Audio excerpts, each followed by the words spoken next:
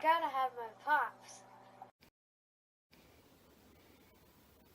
Hey, yo, it's me, Pops Van Marmalade, and you're watching the Comics-Related Madness Network. Uh-huh. So come get some. CRoM Con. CRoM Con.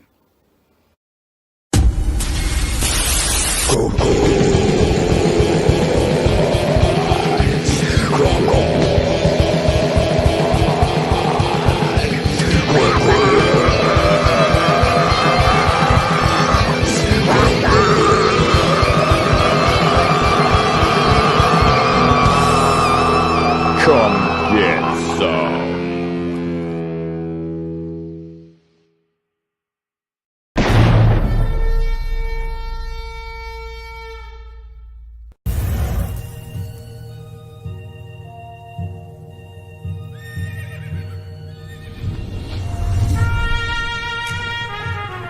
We've all heard the stories. We've all heard the legends.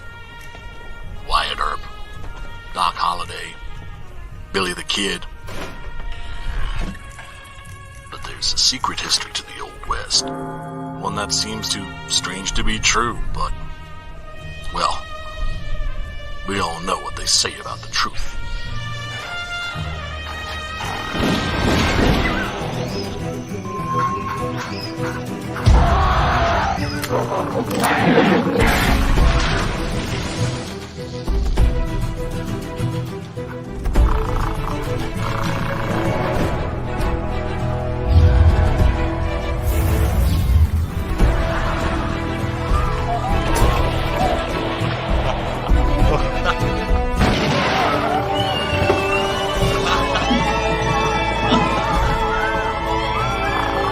Very big ape, very big guns, blowing very big holes, very bad people. I think the world is finally ready to hear the story of the strangest, the most startling Western hero of them all.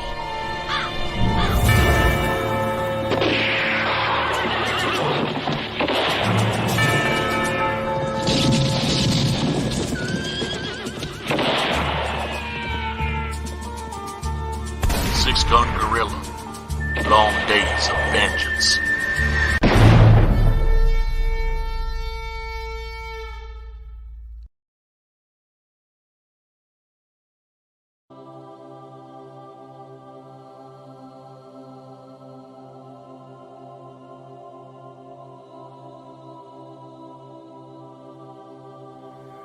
The original intention of the film was just for my personal use, but I thought with it being such a unique thing that I'd like to offer it to anybody who wants to see it. Things like that. And it's just a unique film of him.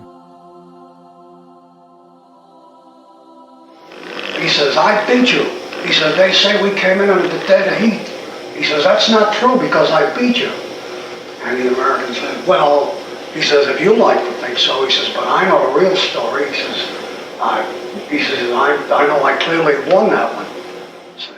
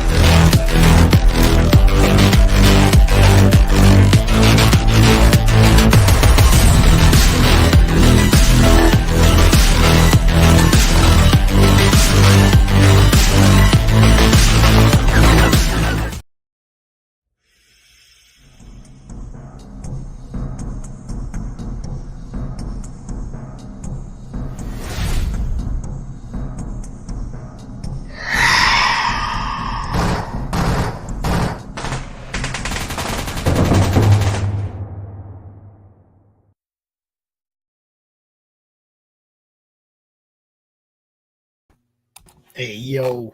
Hey, yo. What's up? We're back. We're doing it again. Chris, do you believe it? We're doing it again. It's Why are you little and I'm big? That's not how it's supposed to be. genetics. What's up, man? Not much. Yeah, it's been. It only feels like last week that we had the last one. Yeah, it seems like CRoM Con's happening a lot. No, the same old last weekend of the month type thing. Yep. You know, I'm totally not dressed for the occasion, though. That's better. Critical Blast, yo, one of our sponsors down there. This guy, one of our other Got my sponsors down here. Yeah. Oh, liking? Yeah. Dennis's book, you bet. That's why we're here. Talk about cool stuff. Maybe play a game, open some gifts, some things I bought. You know, might get visited by a few different people throughout the evening. And we're just going to have fun. Chris, go ahead and introduce yourself, my friend. Oh, it's just me. It's just Chris. I'm not really special for nothing. I make games and comics and stuff. Yeah, we're on the Laughing Rogue channel. Usually we're here like 5-6 days a week with Pops, hanging out, doing something. Try to. Yeah, we get keeps you busy. Monday morning, I won't be able to come in. I promised my uncle we go hunting. So Monday morning. Yeah, I don't know what we have planned ever. We don't have nothing on Monday morning. You're good. You go hunting. We don't have anything yet. We're always looking for new shows to fill these time slots, is all I'm saying. He has a point. He does have a point. And the network is growing. I think we have like 18 scheduled shows for next week. Holy crap. Yeah. And that's not counting the 5 different segments of CRoM Con this weekend. Mm-hmm.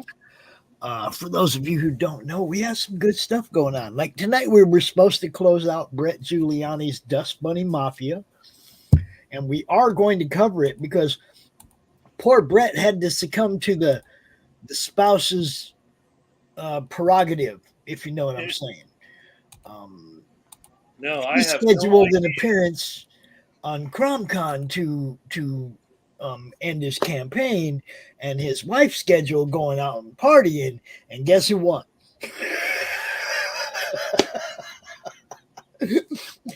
So, wife prerogative. She said, "Nah, we ain't doing that. We doing this." He said, "Okay, baby." You know, that's how that works. So this is Brett's book, Dust Bunny Mafia, 1 through 3. It's business, not personal. Wow. That really fits a perfect theme for me this evening. It is business, not personal. So we'll go ahead and play this. Let's play this trailer real quick. What do you think? I had to mute myself.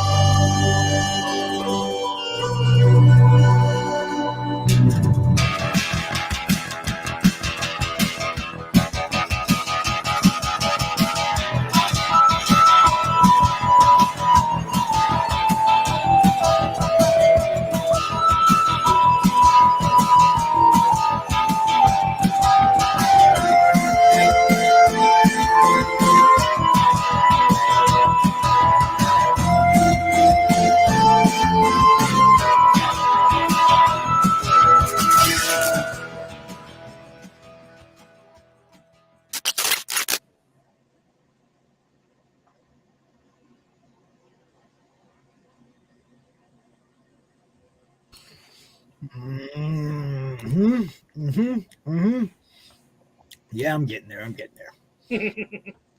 it. There we go.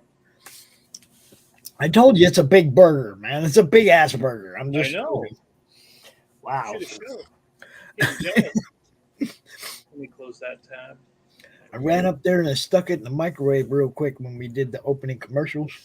Mm-hmm. Now it's too hot to bite, so you take a big old bite, and then you're like, ah, ah, ah. Yeah, that was me for the last couple minutes over here. So don't mind me. We're just gonna do our thing, you know.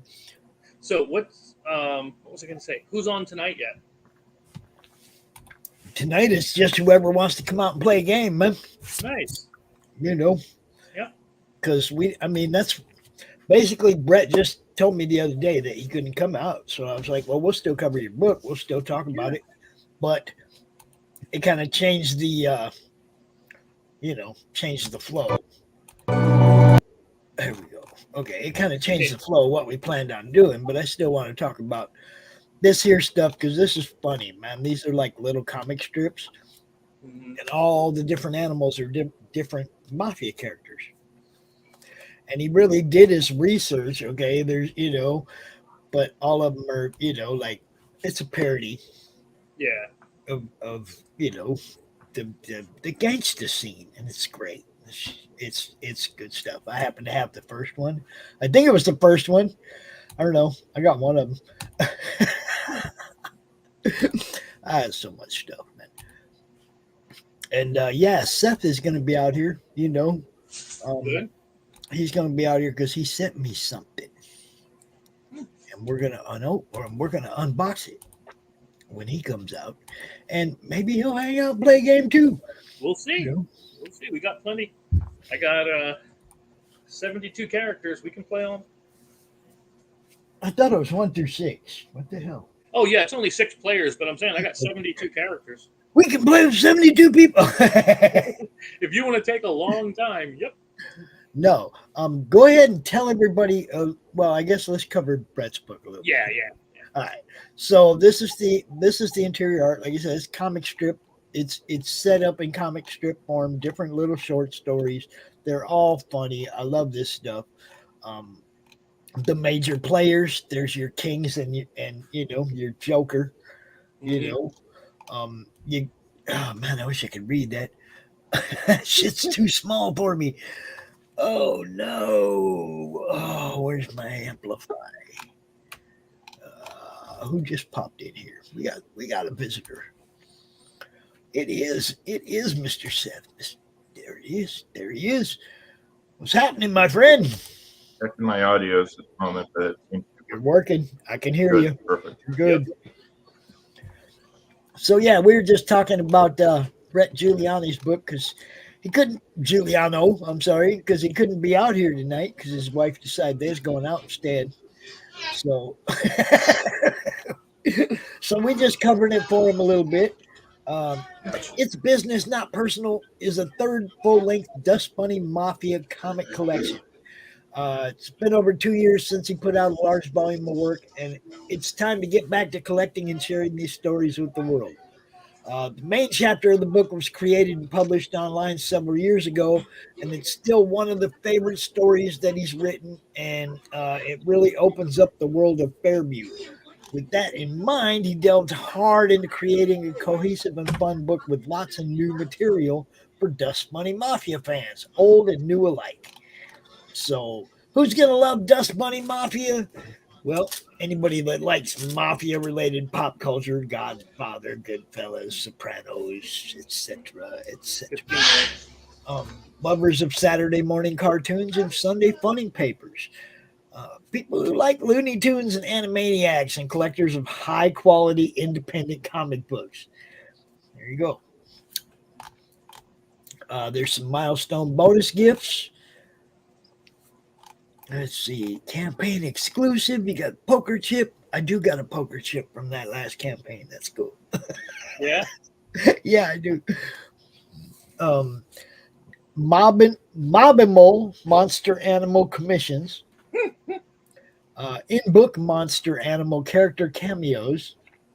And a t-shirt. Dude had a good, the first campaigns, the one that I was involved in last time, it was fun. Promoting his stuff is fun. Didn't get to see him as much this time around. We did have him out, but usually we get him out 2 or 3 times during campaign. We'll definitely get him out for the unboxing, though. Yes, we will. Got some comments from fans. Yeah, lots of comments from fans. Satisfied customers. All that stuff. Mm-hmm. And Brett's a good dude. There he is right there. Brett's a good dude. He's a nice guy, fun guy to talk to. Interviewing him is easy. He's a very easy interview. He has a lot to say, and it's all about his stuff, and it's cool. He understands promotion, and as you can see, he's trying to have fun. You know, these are all short comics, and it's all good stuff, man. Got rewards. You can get the PDF for $5. Mm-hmm. The Soldier is Business, Not Personal digital book. Okay. Made member, the digital book and the soft cover and the poker chip. The bookie, you get the digital, the soft cover, the poker chip, and the past DMB book, one that you didn't get. I got the one on the right. Over there. I've heard of it a few times. This actually looks really interesting. It's funny, man. It's good stuff. You got the capo, and if you're not the capo, you ain't a nobody. I'm just saying. You got a wise guy. You got everything. This is cool. I love the setup. The underboss, the boss of bosses. And all these just get bigger and bigger, right? Mm-hmm. I like that. I like the cigar box. That's badass. That's really impressive. I do like the cigar box. What's up, really dude? cool. That underboss, $99. The wise guy. You get Kenny the Crypt plush. Oh yeah. Dude's got a lot of different stuff up in here. And it's funded, so you're gonna get it. Mm-hmm. Right? You're gonna get it. So go back it. It ends at midnight tonight. Go check it out. I'm leaving that as the pin post for the evening since it is closing out tonight at midnight. We'll probably return to it a couple more times throughout the evening. Seth, how you doing, my friend? Laurie. Pretty decently. I had the last minute mess up. I was gonna record in a different location, but that location got filled with a bunch of drunken construction workers, and I was like, well, that's probably not the best venue. I got nothing against drunken construction workers. Yeah, but I won't be able to hear much. Laurie, I think I sent you the link in your Facebook inbox. You are welcome to join us. We're going to play Slaughterville. See, Chris got it all laid out in front of him. But we also have this other thing. What is this? What is this, Seth? What is this? That's a large piece of paperwork, it looks like. A large piece of paperwork. Let me see if I got a large pair of scissors or knife I can use on this thing. Oh, scissors. There they are underneath the burger. Okay, I got you. Scissor. Let's see if we can do this without messing anything up.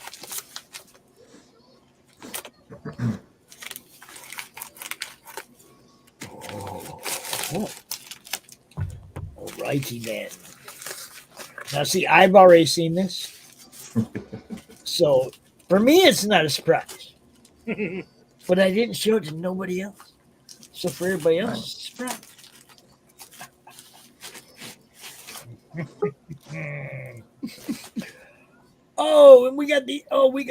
And the other one is here too. Oh, hello. The frog. Nice. Frog. The frog. Hey, how you doing? From the frog too, right Yeah. here. We're in the middle of Frog. unboxing stuff, man. Cool. Stuff. Wow, this thing's taped good. Now what? There should be an open edge on one side.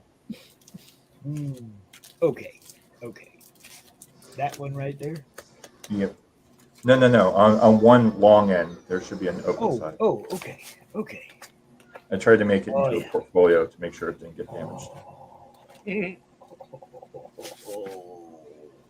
Are you ready for this? Are you ready for this? Dun, dun, dun, dun. Oh, snap. Look at that. There you go.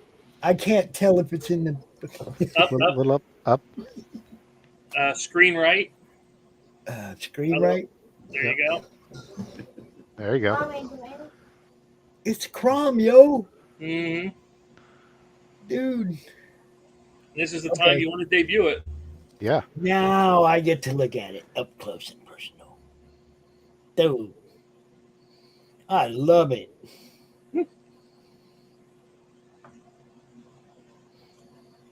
Oh, no way. You put Bill Moss on the label of the bottle? Dude. Hold up. You got, look. You guys know Bill Moss did a piece for us a while back. And I think I have it on my avatars. Hold on. Oh, yeah, there it is. I want to show this to you guys. You're going to love this. See the avatar, right? Yep. You see that, Chris? Mm-hmm. Now watch this. Look at the bottle. Very nice. Look at the bottle, dude. It's homage to Bill Moss on the bottle, dude. It's freaking awesome. All right. The Wanted poster. CRoM on the Wanted poster.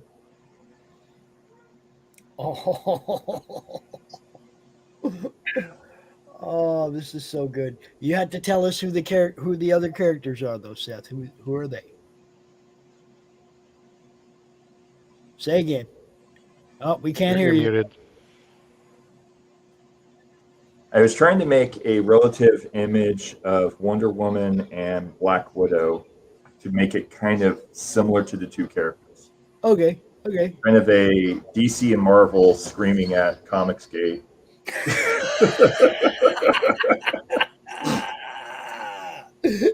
Oh, man, this is great, dude. Without being exactly DC Marvel.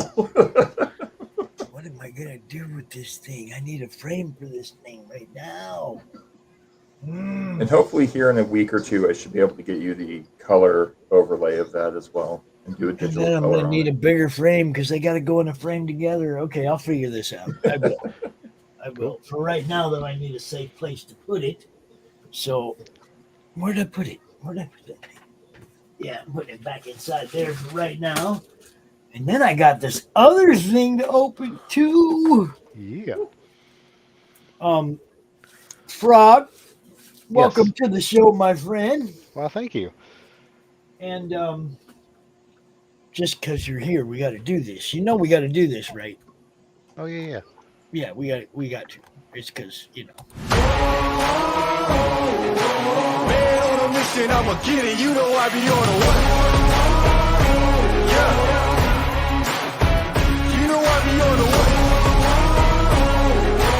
Man on a mission, I'ma get it. You know I be on a what? Yeah. It's all hard, ain't no fear here. You ain't giving this to all, you steer clear. Never beat, I've been down and I reappear. You got some money on the line, you better put it here. Rolling in and doing that work. Yeah, we got to give the love. That's just what we do. Dude, you're killing it, Frog. You're killing it. Yeah, we're so close to that first stretch goal, too. Dude, Nice. just that close to 5 figures, yo. Yeah. Oh, Killing it.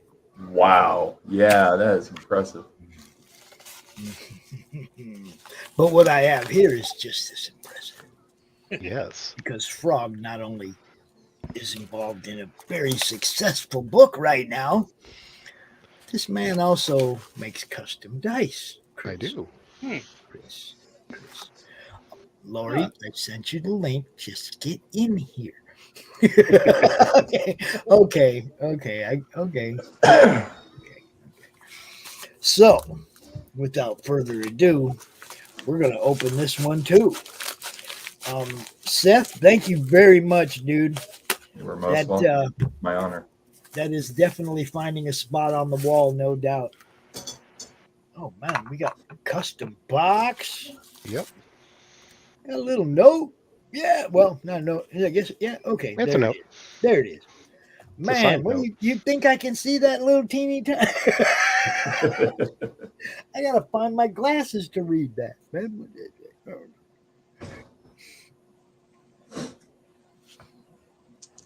Yeah.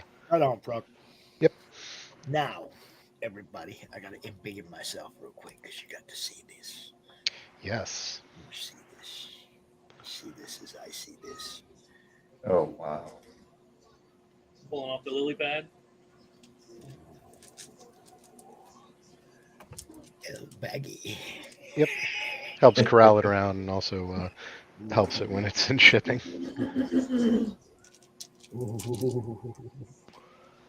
Oh, There we go. Look at those. Oh, wow. they Those are the gorgeous. CRoM dice. Look at that. Mm. Look at that. Those are Yeah. beautiful. Thank you. Beautiful. Heck yeah. Now, what's special about them, Frog? Tell me. Tell me. Those ones, if you take them out in the sunlight just a little bit, they're going to glow very, very well. So Oh, these are wow. glow in the dark. Oh, show me that one again. Go back one. Oh, That's the nice. D4 you need. You don't do the damn triangle D4s. Crystal, that's the one you want. I'm a Oh, I, dice. Yeah. I included the triangle D4 as Yeah. well, just in case. You need it for self-defense. Yeah, if you need Yeah, to step the on that late caltrip. at night and die, yeah. Those crystal the long D4s are my favorite. I tell you, not enough. Yeah, Now look, I you like got me. Way to play. How can I get some? Just hit me up on the DMs. Yeah. I'll make sure you connect. You know. All right. Yeah. I told Pops earlier. I'm like, I collect dice, right? Yes, he does. He also makes all these games, Frog. Yeah. You know, Gone Hunting, Gods of Metal, and Slaughterville. That's all Chris, man. Makes all that stuff. Oh, these are badass. I know. You don't know. No, let me tell you something. And Brad can vouch for this. How many times I've walked past a table at a con that had dice going, "Oh, I need dice." Okay, but not buying them because they weren't the dice. I needed something that was, Cromtastic. yes. There you go. Fantastic. That's a perfect word for it. Thank you so much, Frog. These are killer. Yeah, my Y'all pleasure. need dice. You want custom dice? You want maybe custom dice as some kind of a add-on or giveaway in your campaign? Hit the Frog up, man. Just saying. I'm definitely considering it when I finally get ready to launch Run. I definitely could use custom dice for it. Yeah. Dude, these are great. Nice, sweet little box. Yep. Mhm. That's And- impressive. Yeah, and the box is made at the same time with the same resin, so Oh, that wow. box will Oh, also wow. glow in the dark. It also glows. It hold on. does. I'm setting it right here under the lamp for a while. We'll see what happens. Yeah. We're going dark in a few minutes, yo. Well, if you have a UV light, it'll also charge up on a UV light. Oh, good, because that's what I got behind me. Yeah, there you go. Dude, thank you guys so much. That's awesome. Yeah, no problem. Um, let's go ahead and go over your campaign real quick, Brock. Tell us Sounds a good. story, man. Hi, this is a story of a man turned into a frog by a voodoo priestess. He must undertake a quest by death itself to kill a god to regain his humanity and win back the woman he loves. A classic fairy tale story, as it were. So, in this case, a humble mechanic is having a bad day. Everything's getting a little bit to him, and he snaps at an old lady, which you should never do. And this is not only that. So this is an all-ages book. It teaches you life lessons. Be kind to the elderly, because you never know when they might be a voodoo priestess that'll curse you to become a frog. This is true. It happens all the time, right? So, Right. yeah. So he goes back to the old lady and says, "Change me back," and she gives a very valuable life lesson. It's called no. So as he's leaving that, Death encounters him and says, "I can help you, but you must undertake the quest for me. I need this horn from a god. With that power, I can turn you back into a man." So he wanders the underworld, trying to find this god to slay it, retrieve the horn, and regain his humanity. and win back and get back to the woman he loves. Nice. So, should we play this trailer? Yes, that trailer is one of my favorites. Yes, he said yes. All right, we do this. I mute myself.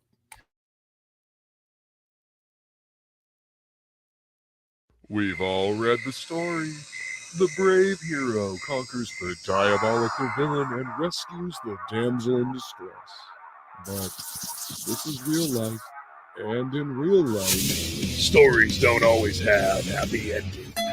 CRoM Con, the story of a man turned into a frog by a voodoo priestess sent on a mission to kill a god by death itself. Now our hero must roam the underworld to regain his humanity and win back the woman he loves. Trailer from the great Pedro Ang. If you need an animated trailer, definitely hit him up. And you're muted, Pops. Fucking Pedro, baby. That's badass. Yeah. I love it. Yeah, Pedro is mind-blowing. That guy just blows me away every time I see his work.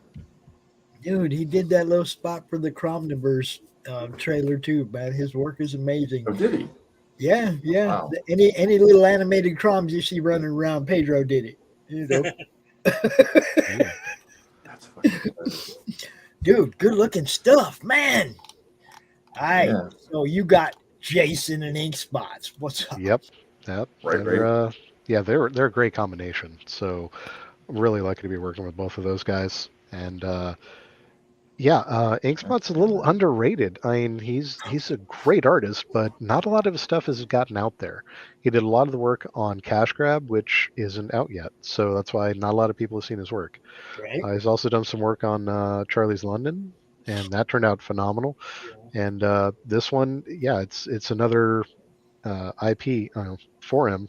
And yeah, he's definitely credited as he should be on this one. And you can see we just let him do his thing, and it's great work that he's doing. And ain't that how it always works best when you just let just let him go. Run, man. Yeah. That's the way I look at it. If I hire somebody to do something, I give them a base and I let them be themselves and branch out from there. You know. Jason's amazing. You got a great team, you know that. I really do, yeah. And you yourself, man, look, for those of you, which if you don't know, shame on you, who don't know who Frog is one of those guys that moderates a lot of YouTube channels. He drops a lot of people's links. He gets a lot of people seen in places they might not normally be seen. You can't beat that kind of promotion. Okay. You do it selflessly. You know, I appreciate that. Yep. We love what you do, Frog. And I hope this you. thing just blows up, man. I really do. And now back to the art. Yeah. These are interior panels. If you'd signed up on the pre-launch, we actually sent you the first 6 pages already lettered so you can get into the story just a little bit. Mm-hmm. Yeah, it's a teaser. Yeah. And it meets the absolute requirements of, I read the first 6 pages. I know the story. I read the first 6 pages, and I kept looking to turn it. I'm like, I want the next one. Yeah. So, And, the artwork, the line work from Jason, combined with the coloring from Inkspot's, great combination. These two are a great working team. And yeah, there he is, cussing out an old lady. Oops. Yeah, don't do that. Maybe I shouldn't have done that. And there she is cursing him. And he wakes up the next day and turns the light on with his tongue. That's his hand in a glove. Oh, okay. I was gonna say maybe across the room. Zap, put the light on. Okay. Yeah, he confronts the old lady, and she will change form because she's a shapeshifter as well. And And there's Joe. Glowing green. Yeah. That's just an inside joke between me and Joe. Don't worry about it. Dude, I love this. Oh yeah. Oh wow. And then And this is the supplemental book. This is a little bit of the story behind the big baddie, Cernunos, the god that must be killed in order to regain his humanity. For this cover, this is Matt Barr, who did the cover work as well as the logo, and then Matt Yackey did the coloring on it, and that's another good combination. Yeah. Phenomenal work by Yackey over the great line work by Matt Barr. And we also flipped it on this one. Yackey and Barr, man. Yeah, it's a good combo. For the supplemental, they actually flipped it. This is Ink Spots doing the line work, and Jason coming over and inking behind him. This is so good. Oh, yeah. If you haven't backed it yet, what are you waiting for? I mean, Yeah. really. And this is a placeholder Rainey? cover for Rainey's cover.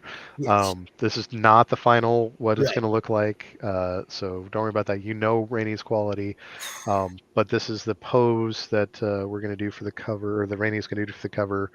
So it gives you a rough idea of the layout of it, but again, final artwork on that is not set yet. Yeah. We don't have it yet. When we do have it, not only will we switch it out with the final cover, we will also put that up for sale on the campaign. Oh, and look, y'all know Renee. Don't even mess around. Yeah. Y'all know Renee. Queen Renee. Don't forget. Yep. Malin, all you guys think you won. No, you didn't. We got Dan Plagle cover for another alternate, and this is the character we refer to as the Baba Gaga. Yep. Now this is our headless witch. She's a bit of a fashionista, and she will accessorize with other heads based on what she's feeling like that day. I was kind of figuring that's where that was Yeah. going. It's like, Yeah, so if she wants to be the head that she's holding in her hand right there, she can do that. If she wants to be a fly, she can do that. I like the If she wants to fly. be, That's pretty good. If she wants to be maybe Shelby Robinson's Ragetality, There you that go. is Easter egg in the back there. Yeah. Yeah. Dude. And unfortunately for the Baba Gaga, she lost one of her legs in battle. So she has used the opportunity to have that prosthetic as her magic wand. So you see the little ball down there as a foot. That's actually her magic wand. Okay. Yeah. All right. Good job, Plagle. I like it. Plagle does such great work, and that gray wash on it is top notch. Dude, a lot of top notch around this here book. Oh yeah. Including original acrylic art paintings. We are offering those on the campaign. Oh yeah, Doc had a little tizzy fit about that, and I don't mean in a bad way. He was like, "They got real paintings," Doc. Yeah. Doc. Doc's a painter. He's like, "I like real paintings." He was all excited about it. Yeah, it's a very limited. There's only 20, 10 of them on the pre-launch secret tier, and 10 of them on the campaign itself. And Ink Spots is only painting as many paintings as gets sold on that, and Right. he will do them live on air, numbered, and that's all he's making. Wow. Here we go. Dude. Got some original pages. Yep, original pages, and all this awesomeness could be yours. That's the sketch for the original, for the cover right there. That is also up for sale on the campaign because, hey, we want to give you the opportunity for this, and they're pretty reasonable price considering it's original artwork. Yes. And don't forget the stretch goals. Yes, we are almost at our first stretch goal, which is cards from Hockey, Ad Hoc Art, and Dan Plagle. And those will be colored, and we're less than $400 away from unlocking that one. And we've also got the next one after that. We've got Luke Aglietta, Death Metal Hero, is doing a stretch card. Shelby Robinson's stretch card is the third one you're seeing right there, and that is getting the color treatment right now, and it is coming out really, really beautiful. But for those of you who did not recognize the name Luke, the Luke is also the guy who did the voiceover for the video that we played. Yes. Recognize that dude's voice anywhere. Oh, definitely. Yeah, Luke's a great dude. Yeah. Good friend, good dude. Yep. All kinds of killer stuff here, you guys. You got it. And one thing we do want to point out is if you want original artwork, it gets expensive. We want to make sure that you can afford original artwork. So we have some original sketches and art at a reasonable price, and we're going to include the book and the supplemental because why would you not want the book and supplemental with original artwork from the book you're reading? So, yeah, we're going to throw that in there. Yes, I do love.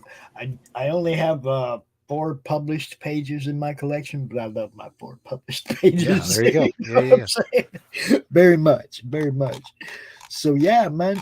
And look, I'm sure you have other stretch goals in mind, and I don't want you to spoil anything. But I'm sure you're going to be looking at what's next.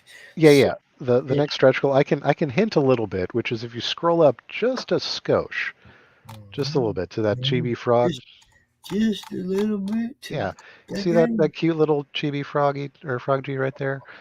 There's a high demand for that one. So you know what? We're gonna make that a sticker on a future stretch goal. Nice.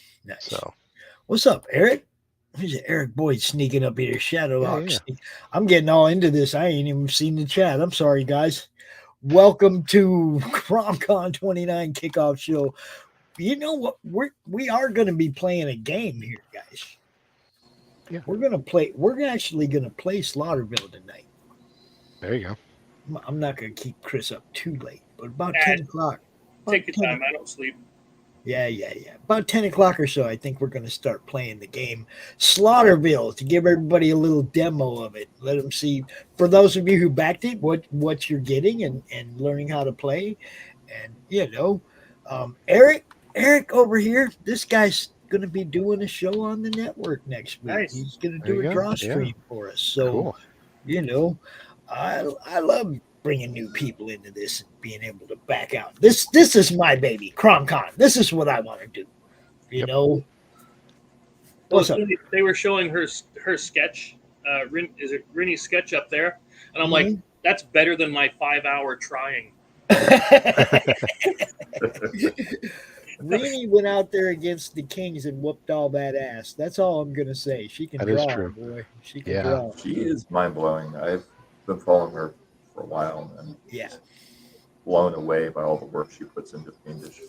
Matter of fact, 2 months ago, CRoM Con, while Chris and I were hauling ass up the East Coast trying to get to a bus in time after the Savannah Comic Con, Rini and RJ were out here on the show together doing the final panel on Sunday night. I didn't even get to hang out with her. Oh man, that's unfortunate. I know. Everybody else got to hang out with her. We were driving down the road trying to listen. Yeah. And if any police are listening, we were doing a respectful speed limit and obeyed all traffic laws. Yeah, as one does. Yeah, that's kind of. And yes, there you were is drifting in a Prius. I have disturbing. That book and Hex's Nephilim Squadron are on the top of my to-read list now. Fiendish and Nephilim Squadron, the next two I got to read. So I'm getting there, really. Yeah. I am getting there. I'm getting to it. Her work on Fiendish, the entire world she's developed is unbelievable. Yeah. Like years and years and years of work to create this entire universe, and the Fiendish comic line is just like a toe in the deep end of everything. Upside down. Look, I'm not drinking enough yet. Right on. There it is. Yeah. Right on. There it is. Yeah. Hi. What is up, Jerry Jarrell? What's happening? And yes, we are always all in different time zones.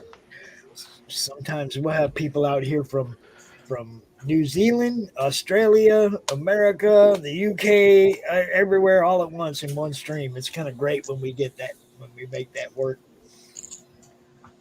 Yeah. So yeah, you guys go check out the frog. Let's get him over 5 figures real quick. Let's get this one up there. If anybody in indie comics or Comicsgate deserves to have a very successful book, it's that guy down there. Oh, thank you. You know, like I say, he's been helping a lot of people get seen for a long time, and I appreciate that. Okay, because I work at doing that myself, so I know what is involved in it. Sometimes, you put what you want to do on hold and you do what you feel you need to do. Man, tomorrow morning I can't go watch my grandson play. Tomorrow I can't go watch my grandsons play football because I'm gonna be here doing CRoM Con. But I chose that. This is what I chose to do, and I have to do it. This is what I deal with. But man, I want to go watch some boys play football. I ain't gonna lie. Yeah, fair enough. Well, unfortunately, guys, I need to hop out. So, yeah, glad I could come in for the unboxing. I'm glad you like the dice. Glad they made it there safe. Oh, hold on. Hold on. Let me test something real quick. Let's see. I can't really tell because the computer's. Let's see. Oh, there went the lid. Okay. No, not enough yet. Okay. Okay. I'll have to give it more light. Yeah, just put them back in the UV light there. That'll you can charge them up, check them later. Cool. Thanks a lot, Frog. Appreciate you, brother. Yep. All right. You guys take it easy. I'll see you later. Hey, man. Have a great night. Let me know where I can get some. Oh, I'll hook you up with him. Yeah. I'll hook you up with him. No problem. Good stuff, guys. I am going to go stick this underneath the other light, though. Make them really low. I want to know what they look like. Man, Hill, how you doing? Yes. See, there's one from Australia right there. I love it. I love it. And, man, what time is it in Australia? Can't remember. I guess it's more like 14 hours different from us, if I remember correctly. But the other way from England, so I guess it's okay. It's like afternoon there or something, or something like that. Noonish or afternoon. Anyway, hi Carrie. Look, now we got people popping in. What's up? We are gonna play this game. Like I said, about 10 o'clock, we're gonna play Slaughterville.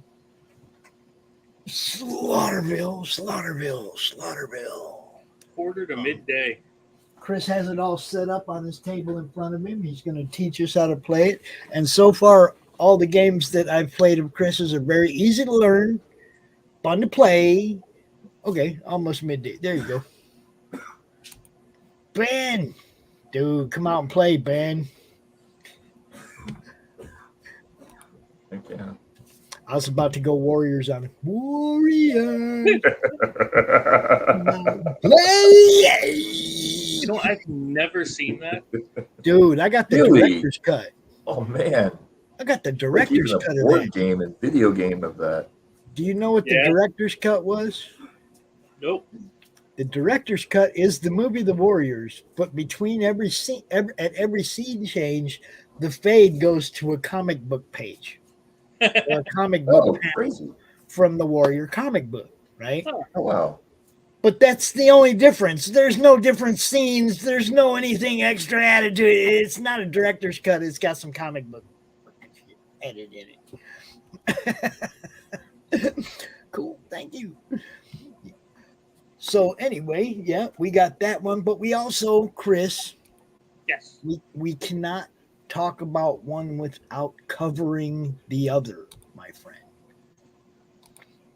You know what I'm talking about. You just got to talk about Gone Hunting for a minute, bro. That's the active one. Yeah, that's a really good game, too. That's the active one. I've played this one a couple times. It's totally fun.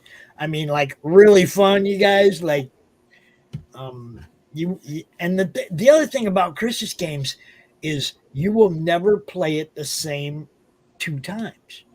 Every time you play the game, it'll be different for you. Any of the games that he has, every one of them is that complex but easy to learn. I mean, it's just the way it is. There's no way that you would draw the same cards in the same order, get the same dice rolls, any of that. So every time it's going to be different, especially in this one, because just the way you lay out the basic forest or hunting ground is different every single time.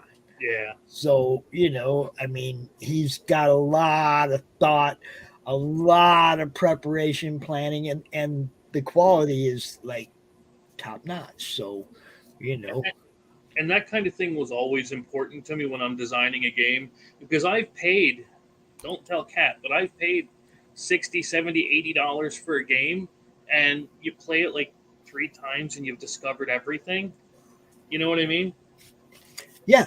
With every one of my games that I make, whether it's the Slaughterville, the Gone Hunting, the Cult, Gods of Metal, I make sure to include so much variety and that you can't get bored. Like in here, you only use one villain, but we have 21 different villains in this game. Oh, wow. And we have 18 different locations, and you only use 6 per game. So it's always a randomized choice of those 18 different locations. I'm sorry, I had to protect my burger. I had to protect my burger from. Oh no! You see, he's like sniffing around, going, "What you got, Grandpa? What you got in here?" Leave my burger. Quit trying to go behind my chair. Get rid of my burger. This is the stack of 72 different characters that you can be. Say hi. You come up and say hi, but you stay away from my burger.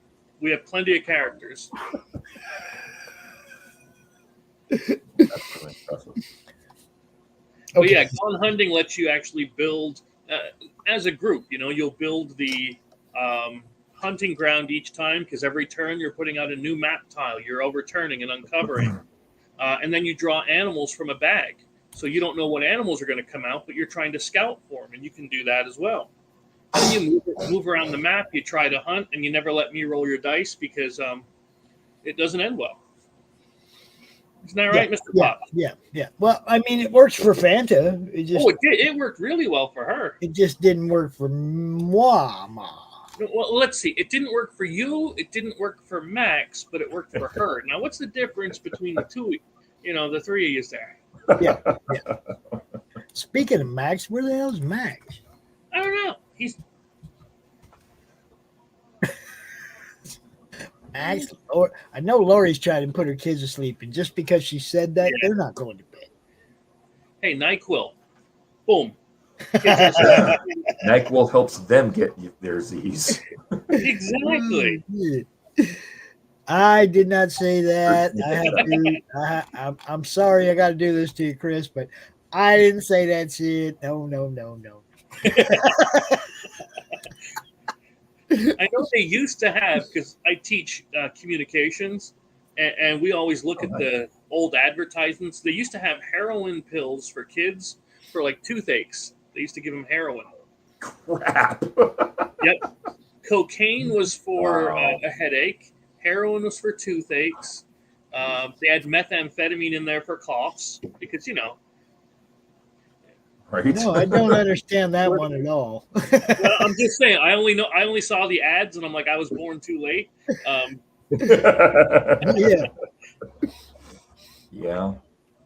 The ninja. You wonder why World War II was on fire. Exactly. I mean, we know. Dude, they would fight anything. They had because everybody there was like, you get a slight cough, you're on heroin for 3 weeks.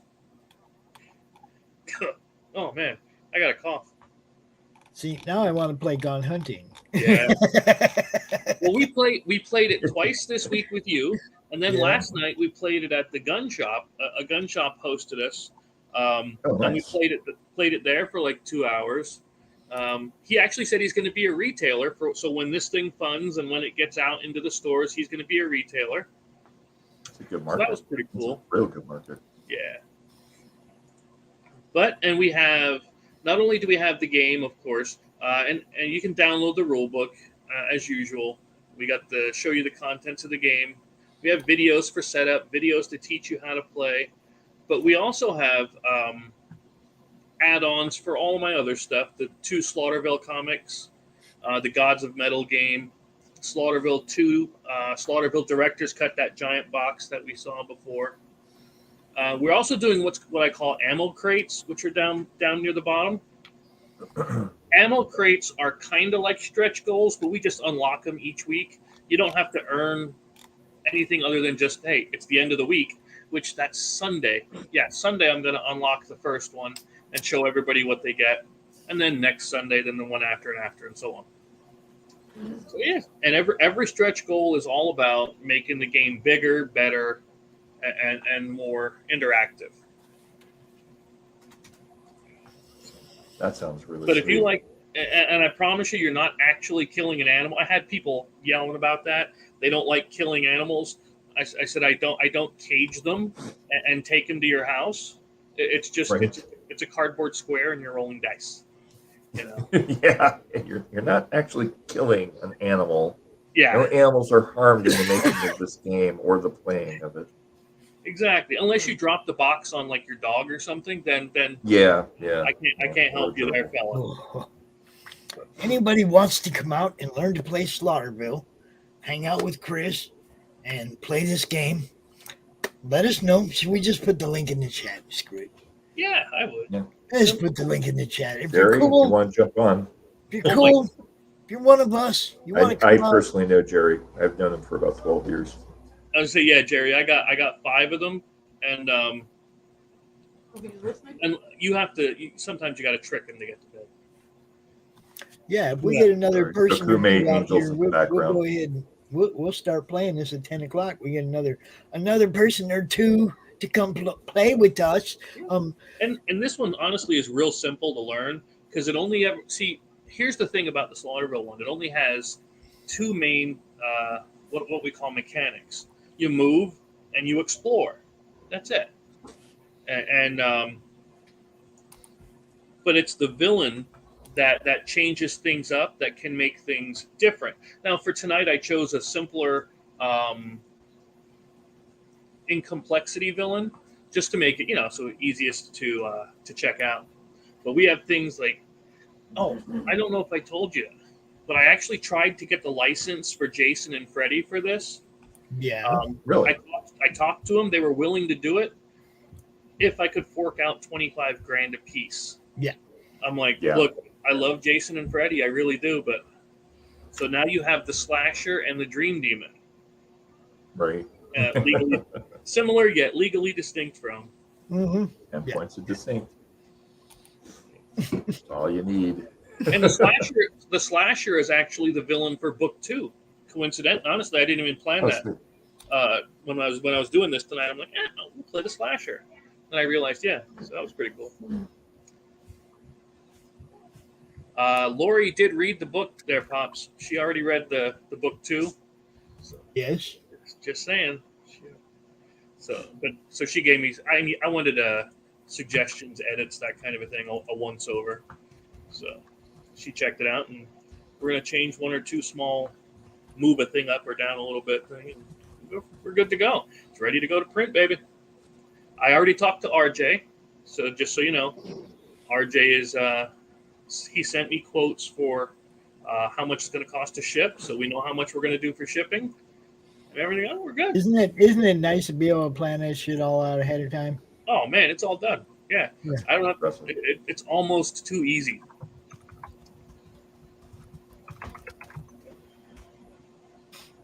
Yeah, that's going to be nice when I don't have to worry about that. All right. So did he attack you, steal your burger, drag you off, and tie you up, or? No. I had to put the burger back in the box and seal it up. I'm gonna go stick it in the refrigerator in a second. So there you go. I've seen him grab you. So. Dude, he was like gonna sneak up behind. If I hadn't noticed, he made some noise. Otherwise, he'd have got behind me and got it before I'd even known he was there. He's a fuzzy ninja. Yeah. Mm-hmm. Hungry one too. I don't know why. He actually got leftover steak with his freaking dinner tonight, and he's over here trying to get my burger. I didn't get steak. I didn't get steak. You need to leave my burger alone. All right, so we got an ad or 2 to play that we haven't played yet. I'm gonna go ahead and play this one real fast while I go stick this burger in the refrigerator. Be right back.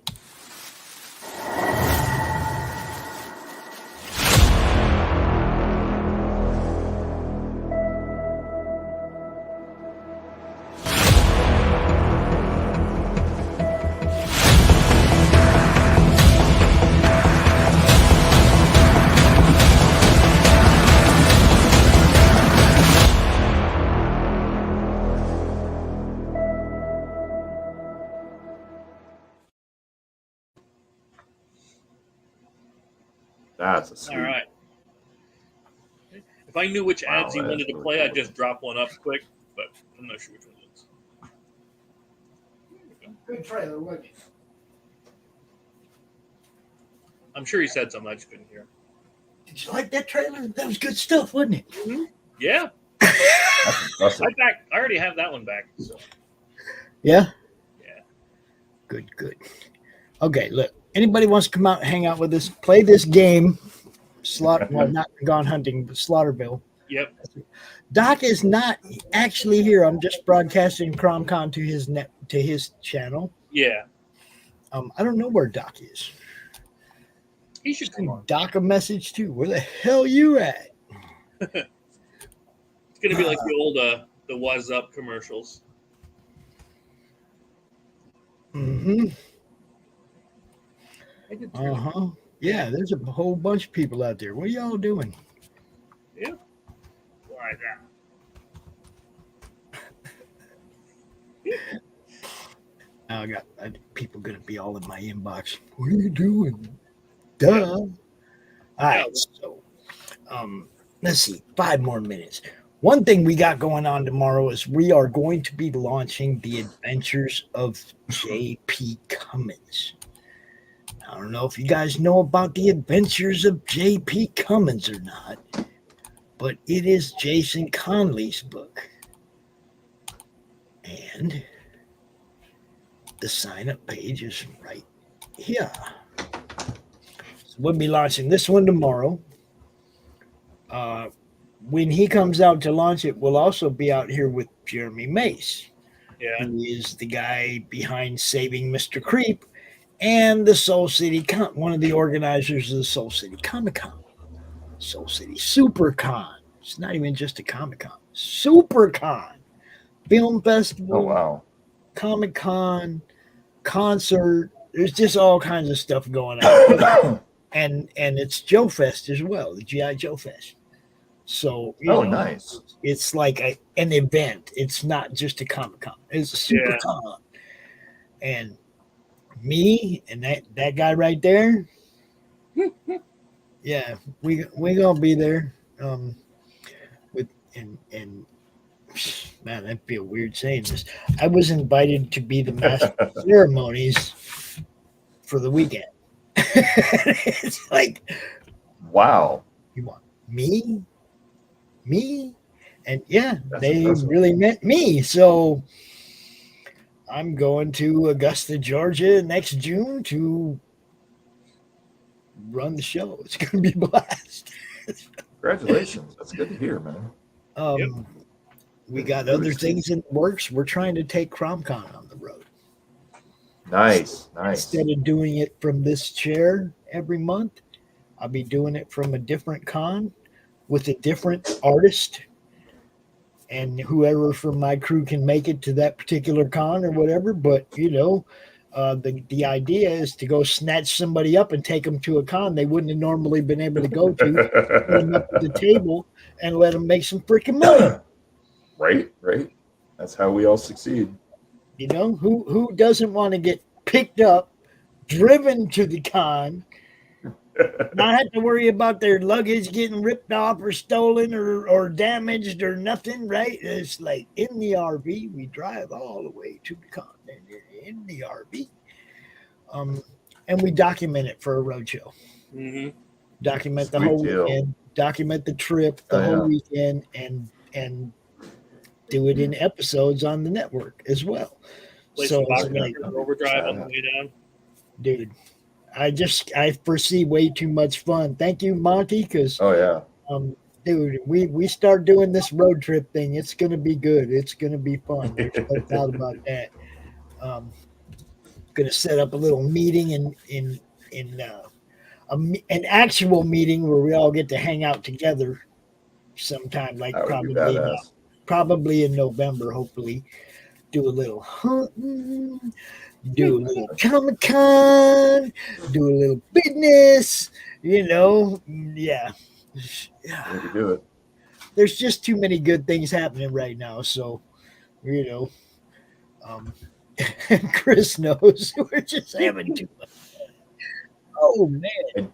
Yes. I don't know. Crazy people would miss CRoM Con. I don't right? So I don't know if it's going to happen in 2023. I'll have to check into it. But there is a free convention for comic books and games in Indianapolis called crap. Not in conjunction. Did you say free? A free one. Yeah, it's completely free to the public, and it's designed to inspire Midwestern gaming. Chris, are you listening, my friend? Yeah. Give me a second. Let me ask. I gotta remember the name. This is one of those that I'd be joining you, not you joining me, right? This would be your gig. Yeah. Hoosier Con. Called Hoosier Con. It takes place in downtown Indianapolis. And it's every year. It's been going on for about 6-8 years now. It stopped because of the sickness. Yeah. And they're talking about getting it back up and running again, but it's a free event. And right in 2018, I think it was, they were up to like 10,000 patrons. I'm just writing it down. Sorry. No, yeah, they're fine. I can send you a link to it. Yeah. I know a lot of people that are involved with it, and it's a huge event. They get True Dungeon to come out, and they get a bunch of other small and large game companies to come out. I believe Paizo also backs it as well. So it's a huge, huge thing. But that might be a good thing for like CRoM Con in 2023 if it's happening to come out to it. Dude, I'd love to. The thing with the CRoM Con would be, now this isn't saying we won't go to other ones, but CRoM Con will be lining ones up on that align with the last weekend of the month, so that I do this scheduled, right? I'm not like, oh, we're going to this one in the 1st of September and that one, so they're not too close together. Still got to be a few months off in between shows. So as long as it coincides with the last weekend of the month, then it would be a CRoM Con show. But that's not saying we wouldn't. If I remember, it's just the CRoM Con ones I'll try to keep the last weekend of the month, that it's a scheduled thing. Because the road show, if we're gonna film it and we're gonna record it and we're gonna make episodes out of it, it's got to be something we do regular, a regularly scheduled thing. It's like we won't be able to do the last weekend of the month in October and then 2 weeks later in November somewhere else. We need that whole 3 weeks in between to set up the next show. You know what I mean? It was like, it would be, totally makes sense. I think if I remember correctly, Hoosier Con usually happens at around April 1st or right around April Fool's. Let me see if they got a listing for that one. I'm just kidding. There is a website for Hoosier Con. I'll quickly grab it and drop it into the I got the Facebook chat. Oh yeah, here we go. Yeah.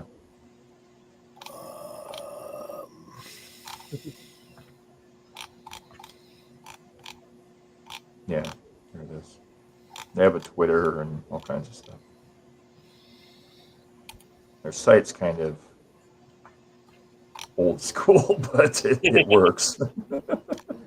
Like when you see it, it's just like, this is a kind of old school website. Interesting. Mm-hmm. Don't see anything with any dates, but yeah. March 2021 is the last one that they have listed.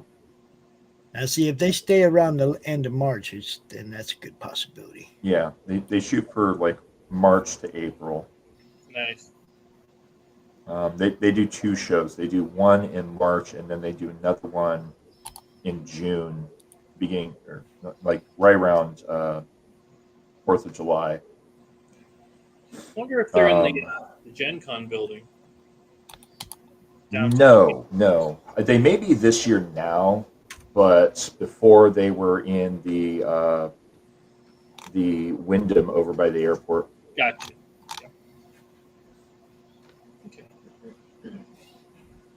Although they may be at the. It doesn't look like they did anything in 22.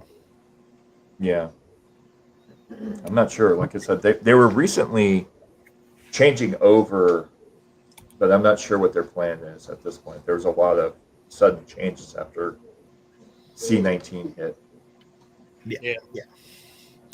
All right, I got one more thing I want to look at before we think about playing this game. Anybody wants to play? If you want to play Slaughterville, learn how to play it, check it out. The link is in the chat. Come on out. I see all you people watching, so we're talking about playing a game. You can hide behind your avatar or whatever, but we're gonna play a game. We're gonna have some fun. You know what I'm saying? All right. So this other one right here, the House of Mace, Mr. Mace, the organizer of the Soul City SuperCon, is the guy who also is doing this campaign. It's his first campaign. It's already funded. It's got 20 days left. Saving Mr. Creep. Okay, it's written by Jeremy Mason, illustrated by Marco Finnegan and Juan Romero. It's an epic tale that explores the fated world of aging heroes and villains on a collision course that could change the very fabric of reality. Whoa, that's heavy. So, Saving Mr. Creep. Okay, here's this has a very retro look. Okay, and I mean all the way, the whole way the book looks is just look at. It's got like that golden age look to it. Yes, really impressive. it's totally looks like that, right? And the interior art is that way too. I know I can't blow it up from there, but it looks like an old comic book, but it's a new comic book. That's the really story. Cool, actually. Mr. Creep is escaped from a meta prison with Grace, a 7-year-old girl, and they're on the run from a secret organization known as the Guild. Together, the pair must evade capture while trying to locate a cure for Grace's condition.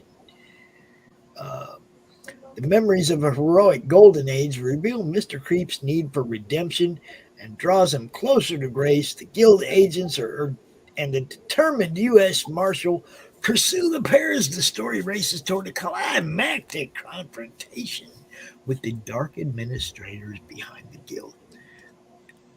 106 freaking pages, yo. $30. Get you some. That's all I can say. That's Wow, 106 pages. Yeah, 106 pages of that. And it's done. The book is completely done.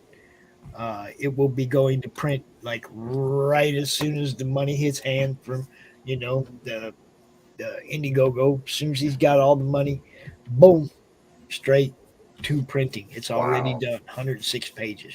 You will not be disappointed.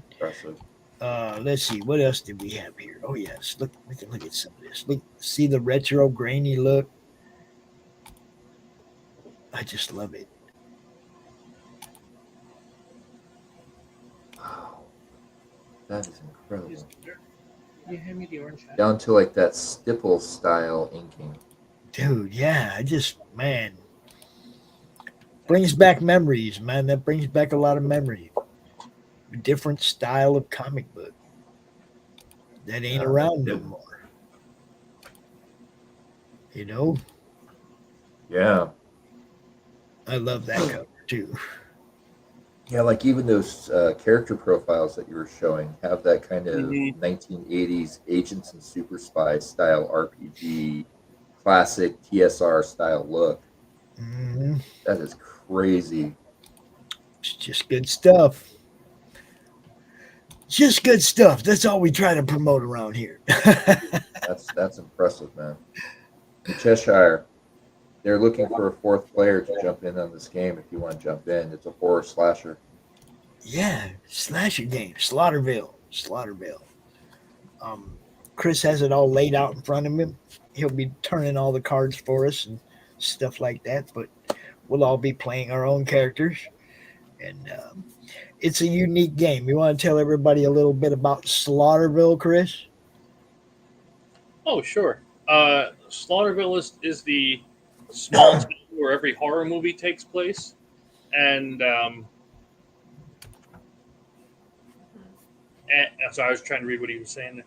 But yeah, it's you take on the role of the typical horror movie characters, like the people in the movies that you're always yelling at, saying, don't go in there.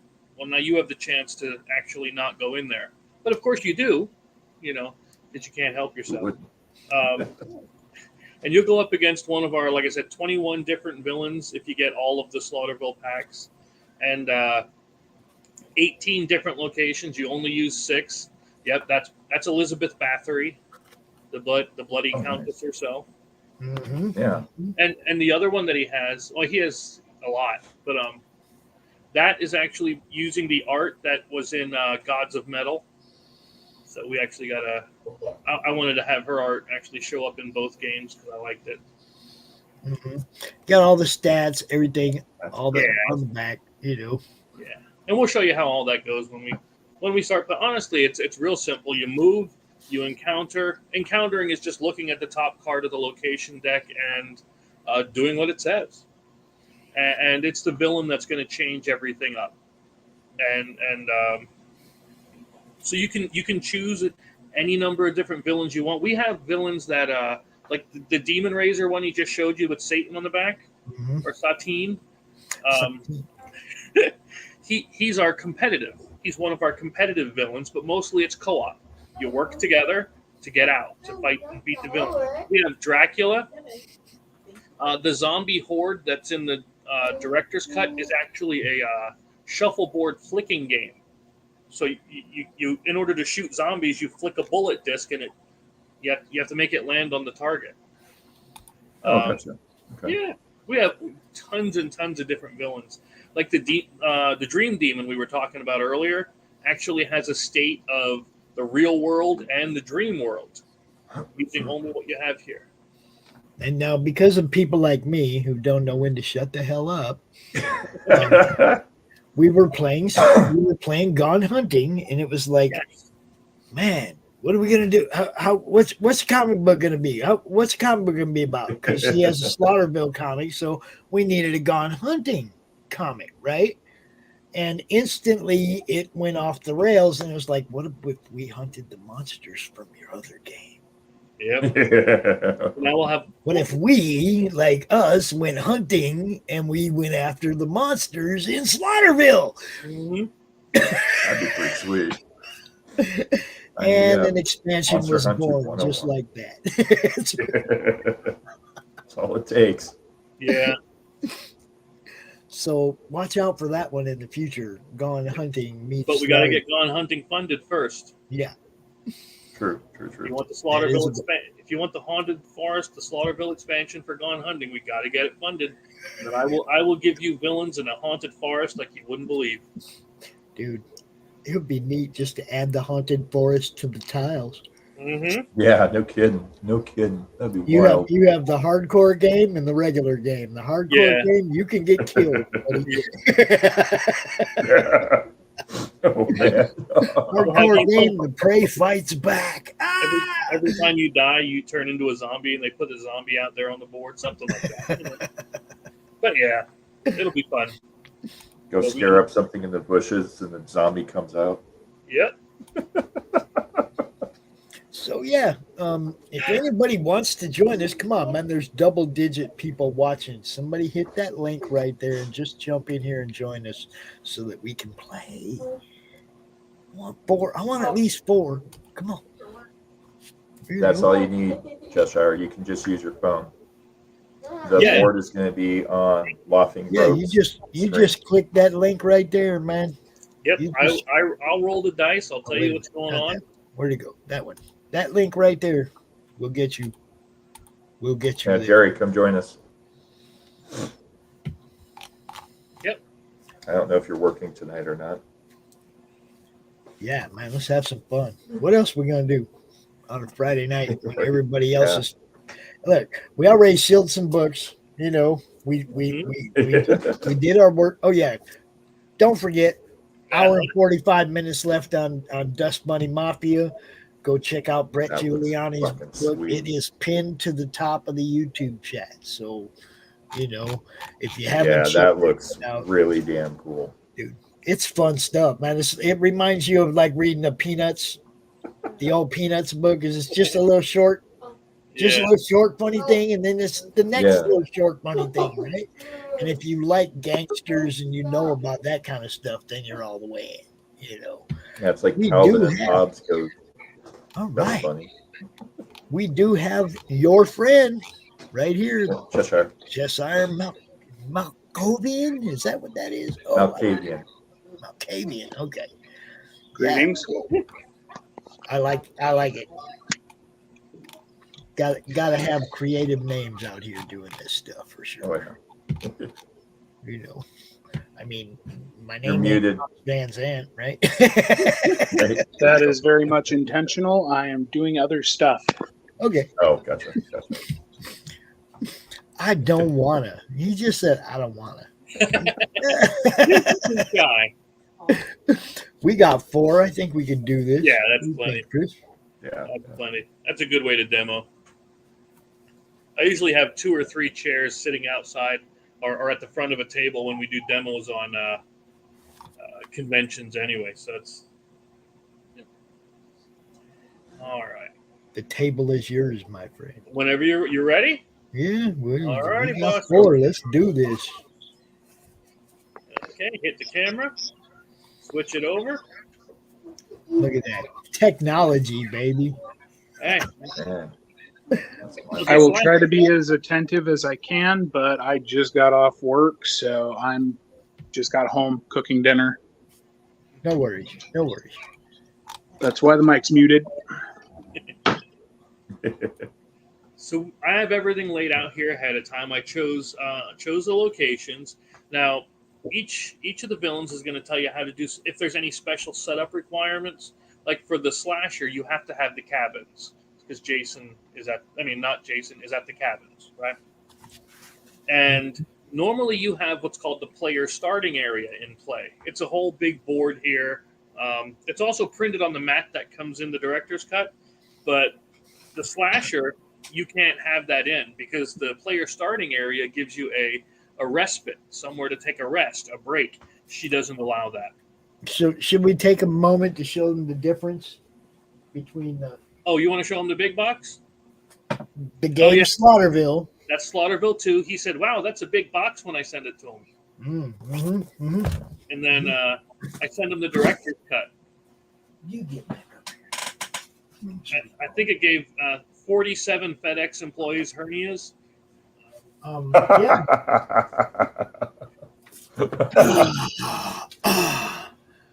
That's the director's cut. It will fit all of the Slaughterville games inside. Make me big, Chris. Make me big. That's the way to plan it. There it is. This is a box. Heck yeah. Yeah, the Heck little one yeah. is only It's like a big quarter. box. It's Yeah. a big box that actually makes a really good background. Right? Oh, gotta tilt it. Just can't have all that. There you go. See that? Yeah, it's like 11 pounds of board game in there. Slaughterville. Damn. Yeah. Nice. And we do have that up for God's middle. an add-on for the Gone Hunting if you want to get a copy of any of the Slaughterville stuff that you're seeing playing here. Heck, we do it all in the Pledge Manager too afterwards. So whatever makes you the happiest. But again, we got to get to the top before we can go over. Yep. We're making room for all the big knives, Jerry. We compensating for something. What the hell? Like I said, there are 21 different villains in there. There's 18 different locations, 72 characters. It's not counting the stack of like 30-something promo cards, not counting the 6 promo cards that we're printing for this comic, that Slaughterville Book 2. We got the weather deck, which we're not going to bring out the weather deck. So there's a lot in there. That's really impressive. I like that you're actually making your deluxe edition have the ability to hold all the other expansions. That's really smart forward thinking for your product. Thanks. I have those once in a while. Not too often. Hey, good though. But the slasher, she starts off on the cabins. Everybody else, we'll start off on location 6 because it goes 1, 2, 3, 4, 5, 6. And we'll keep it in mind. I'll let you know. Now, the next thing we have to do, and it's really complex, it's not. What's your favorite color? Mine? Anybody's. Whoever's playing. I would be Black. Black's the bad guy. I would be Vikings Okay, purple. What'd you say? Mine would be Vikings purple.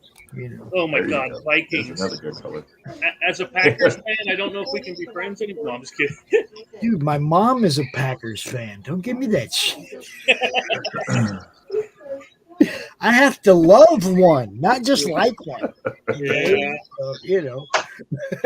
We have yellow, red, blue, and green left.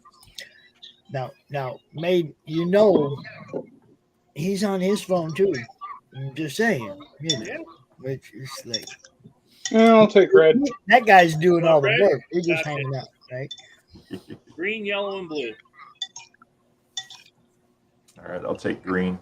You got green? Wonderful. So we're going to set these two off to the side. So we got you three ready to play. You ready? So, are you playing with us, or are you just being the bag? Which one are you, Chris? I'm gonna do overview just because of this way I can concentrate on doing overview. Okay. So we're gonna give we put three characters and you get to choose which character you want. We have the hooligan. We have there it is. The militia leader. He's actually in the comic too. And then we have Jesus God help us all. We have the stoner. The what? The what? The stoner.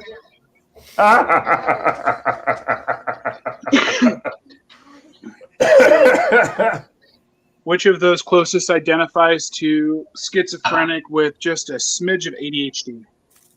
The hooligan? So, I don't know. That could be the militant leader too. Yeah. Right. See how he has the barbed wire baseball bat going on? I don't think anybody's going to challenge my claim to Midnight Toker, right? As soon as I overturned that one, I knew which one you were going to be. His special ability is secret ingredient. He can heal 1d6 when you spend a clue. Ooh, I need my dice. Yeah, I was going to say you have dice, so you don't have to yell at me for rolling a bad anymore. Oh, I get to roll my own dice. You should have about. That's why I got dice. So which would you like to be? Me? No, well, we know you. I mean. Yeah. Okay. I was going to say, come on. So we're going to make you second. How about you? Roll for initiative, folks. Yeah. Which one would you like to be? The militia leader or the hooligan? Whom are you asking? Oh, you. Yeah. I'll take hooligan. I'm not one for the leadership roles. Okay. Apparently, I'm good at that, but I don't want that kind of responsibility. All right. So I'll leave these out here. You know what? Maybe I should. Yeah, I'll leave them up here where you guys can see them better. Now, the militia leader, he has a couple of special abilities. The vampire bat. He has a barbed wire baseball bat.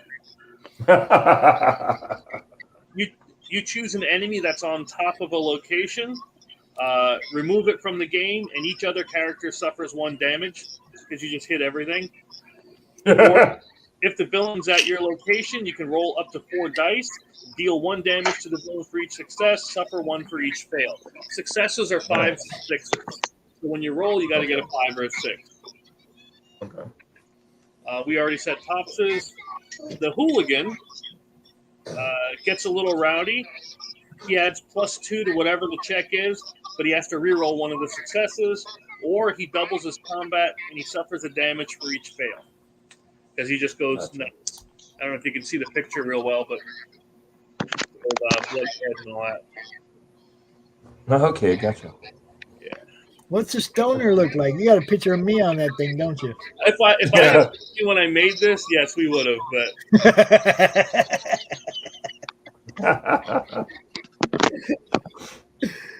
yeah, we got to get you in here. So. Oh, there's always expansion days. Oh yeah, that's the nice thing about it.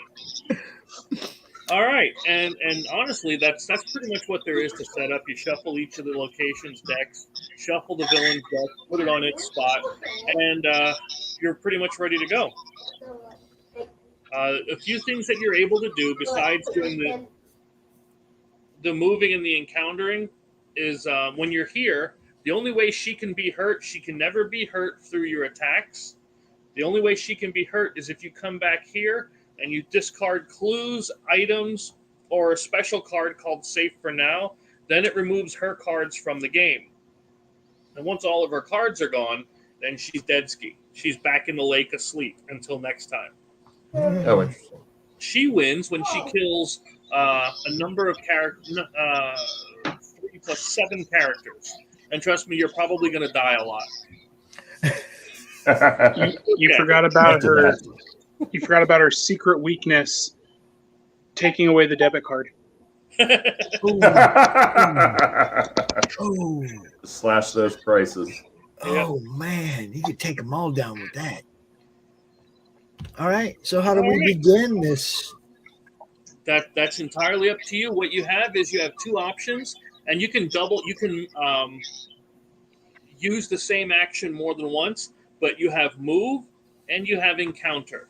Moving is just picking up your pawn and moving it anywhere your heart desires. Here's a hint. I'm going to recommend you don't move to the villain spot because she will instantly attack you then, and she has 10 attack versus your 3, 2, or 3. And you will get weapons. You will get items that makes your stats a lot better. Mm-hmm. But that's the point of going through the town and exploring and finding.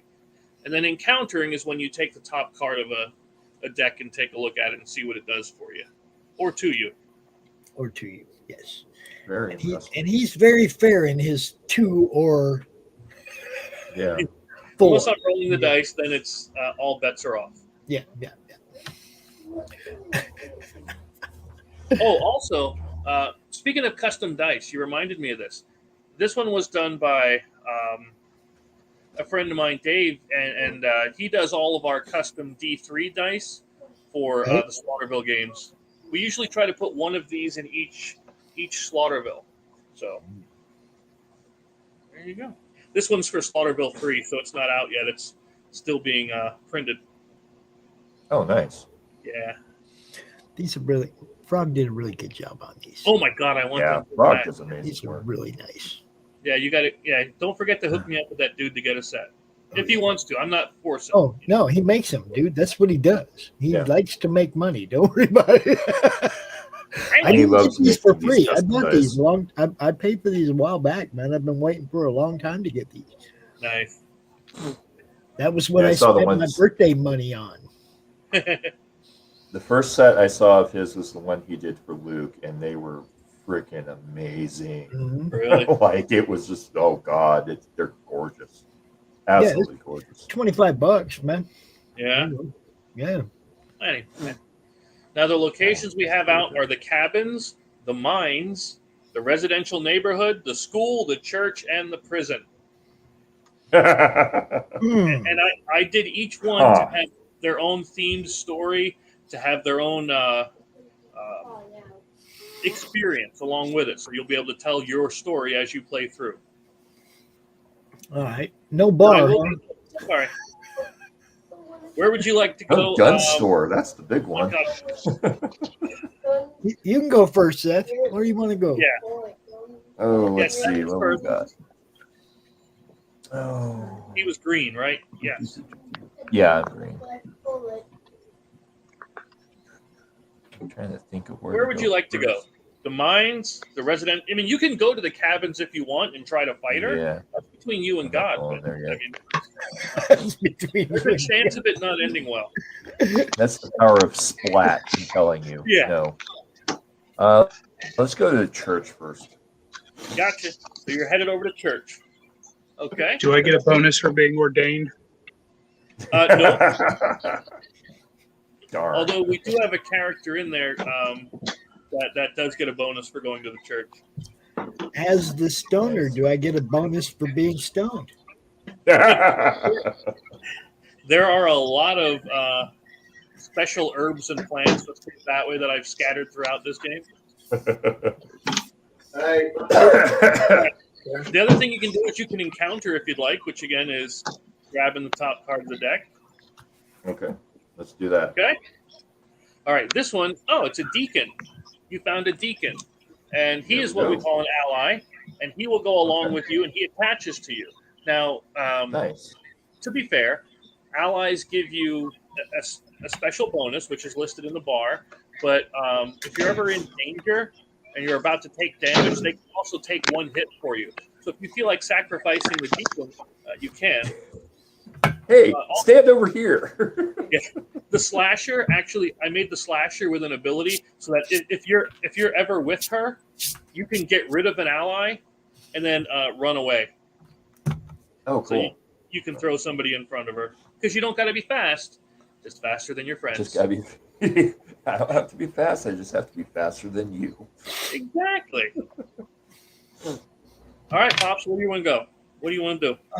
Well, I'm at the school. I'm feeling young. What's going on at the school?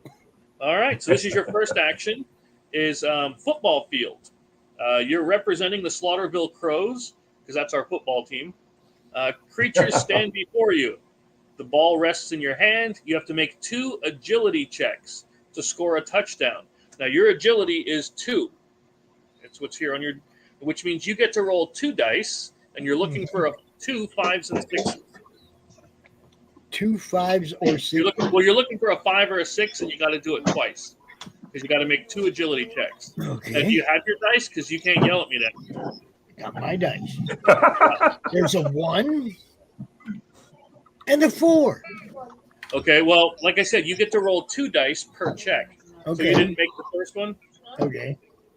Okay. All right, if you fail, There's which a you did. 6. There's a 6. Can you see it? It's a 6. Yeah, I see that one.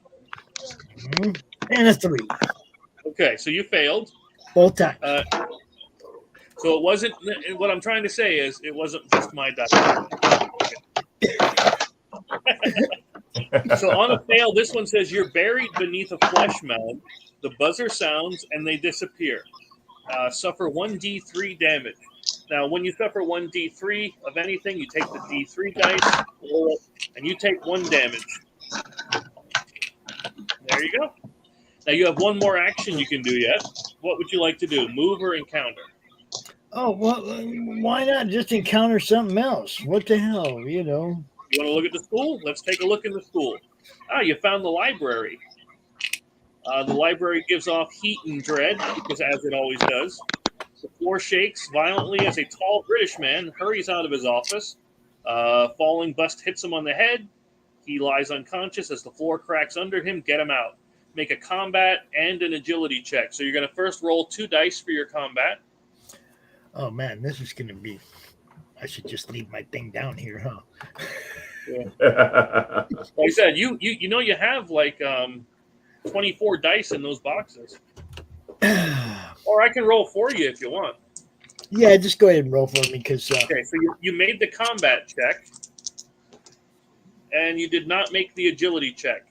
So unfortunately, he falls into the pit, and you run, reach the door as the place explodes, and you take 1d6 of damage. You take 3 more damage. 1, 2, 3. And you have 8 health, as it shows on the bottom. I think, yeah, only the militia leader has 7. The rest of you do have 8. All right. Cheshire's next. Did he bounce? No, he's there. I got to bring him back in. He got knocked out. I'm sorry. What would you like to do?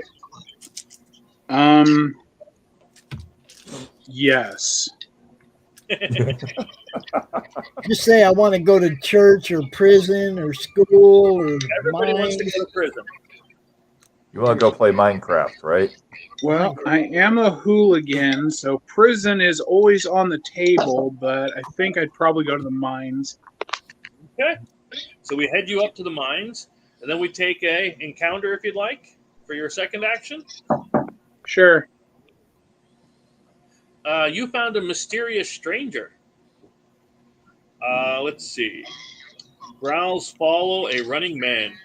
He sees you and asks which version of this damn town he's in this time. A creature emerges. You get to fight the creature. It is 4 attack, and it has 4 versus your 3. So we'll roll your 3 first. And the way combat fighting like this works is you compare successes. Whoever has the most successes wins. If you have fewer successes than the bad guy, you take damage in that amount. You got 1 versus there. 1. So you tied, so nobody takes damage on that one. And you can choose to go again or try to run away. Run! Well, Monty, I think I'll take door number 1. Okay. Let's roll again. Gotcha. You got 1 versus nothing. So you win. You hit him. Yep. You whooped on him, which means you get to attach this guy, and he gives you +1 nerve. So you get the ally. You saved him from death. Plus, because you beat an enemy, you found a clue. Now, Oh, wow. clues are used to beat the villain in this scenario. You can also use them to spend for your special ability. You can heal when you're out here with a clue. Yeah, or other cards that tell you to use one. But other than that, that's where we're at. Now that's all 3 of you guys. And then after you go, then the bad guy goes. Okay. And it tells you exactly what the villain has to do on their turn, because it says, villain turn. And on this one, all that happens is she moves 1d6. So she moves 2, because she's always moving around trying to hunt you down. And if she lands on you at the end of her move, then she attacks you. Gotcha. And then she gets to look at one of her cards. Hers is improvised weapon, and you get a chance to evade this. In other words, and this is one of the unique things about this villain too, is you get to try to cancel out the villain card. What you have to do is roll a agility, and you need 1 success per character. So you need a total of 3 successes amongst the whole lot of you. And you have 2 plus 2 plus 2, so that's actually 6 dice that'll be rolled. And you're looking for 3 successes on it. You got it. Look at that. So that means you've evaded that villain card. It doesn't take effect. And now we come back, and it is Pops' turn first. Oh, let's skip over to the church. I ain't done confession in a long time. All right, so you want to look in here? Uh-oh. I am so sorry. You got what's called the off-screen teleport. The Yep, you know exactly what that is? It says the villain teleports to you, and you guys get to fight. Fun. Oh, boy. Yep. Now, her attack is 10. 6, 8, 10. Yours is 2, by the way. Mm-hmm. Yeah. Mm-hmm. You just think I want to kill you in every game I make, don't you? Mm-hmm. Starting to feel that way. Okay, so you only take 1 damage. She only hit you for 1. Oh, hey. Yeah. And then, where did I put that? There it is. So you take 1 damage, and then you get to move to a random location where she's not. So you go to 1. Okay. All right. Now, unfortunately, there's somebody else here that's green. That would be me. Yeah. Whenever she's there with you, she's going to start something. 6, 8, and 10.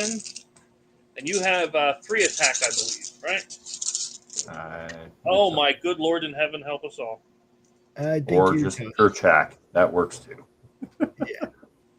So 6, she got 6 on you. Oh, boy. You got 0. Oh. Yeah. So you got Ooh. 1, 2, 3, 4. You Like want I to said, hear this, man? Can I throw the deacon? You could throw the deacon in front, and he would take Yeah, one. that's kind of my thought. Hey, Deacon, check out this church. So he's dead. And then now you only take 5 damage. Leaving me with There 2. you go. All right. So that's and then you get to go to a random where she's not. So you get to go to. So that was really my fault for going there and drawing that card. I just want you all to know that. And I got sent to prison for killing the priest. Yep. Yeah. See, like I said, this is what it is. You're telling your own story as you're playing. That's really Pops impressive. brought in I like the that. big bad. You had to kill someone to get away, and now you're being punished for it. Yep. See, it's the whole thing. Was that no? That was your second action, Pops. Yep. Yep. All right. On to the next, Cheshire. Yep.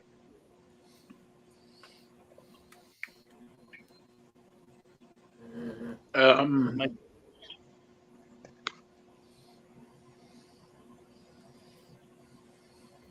you hear me? I Yes. missed that. Yeah.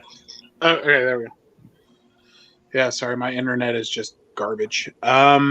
So am I needing to just call out a location, or Or what you am I can, doing? or you can explore this one twice.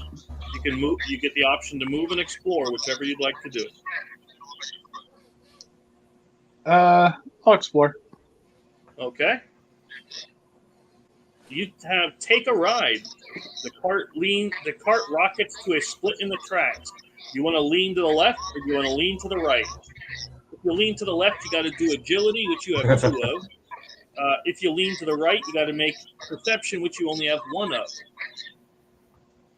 So I would probably roll the agility if it were me, but that's between you and God. Well,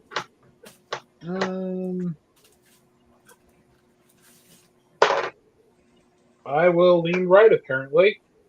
You want to go right and do the perception one? That's what the dice said.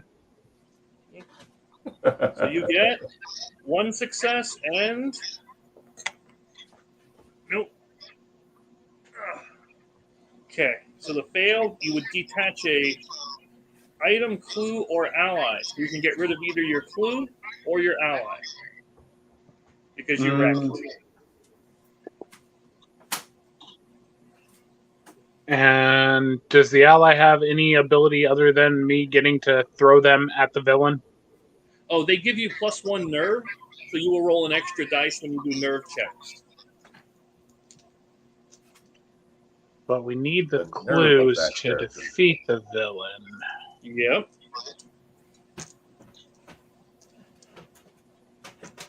Oh no, I tried to save you, bro. Oh, if only my arms were a little longer. Oh, crap. He fell out. Damn it. Oh. All right, you get another action. What would you like to do? Because apparently you're not upset by him dying. It's just, just go on with your day. Well, I mean, I am a hooligan. You got to consider, I mean, it's his fault he didn't hold on to the ride.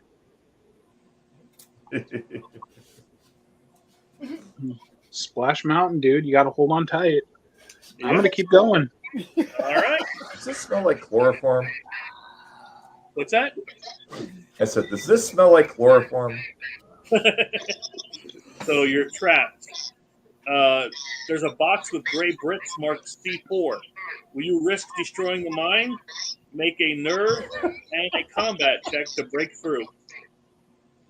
So your nerve is 2.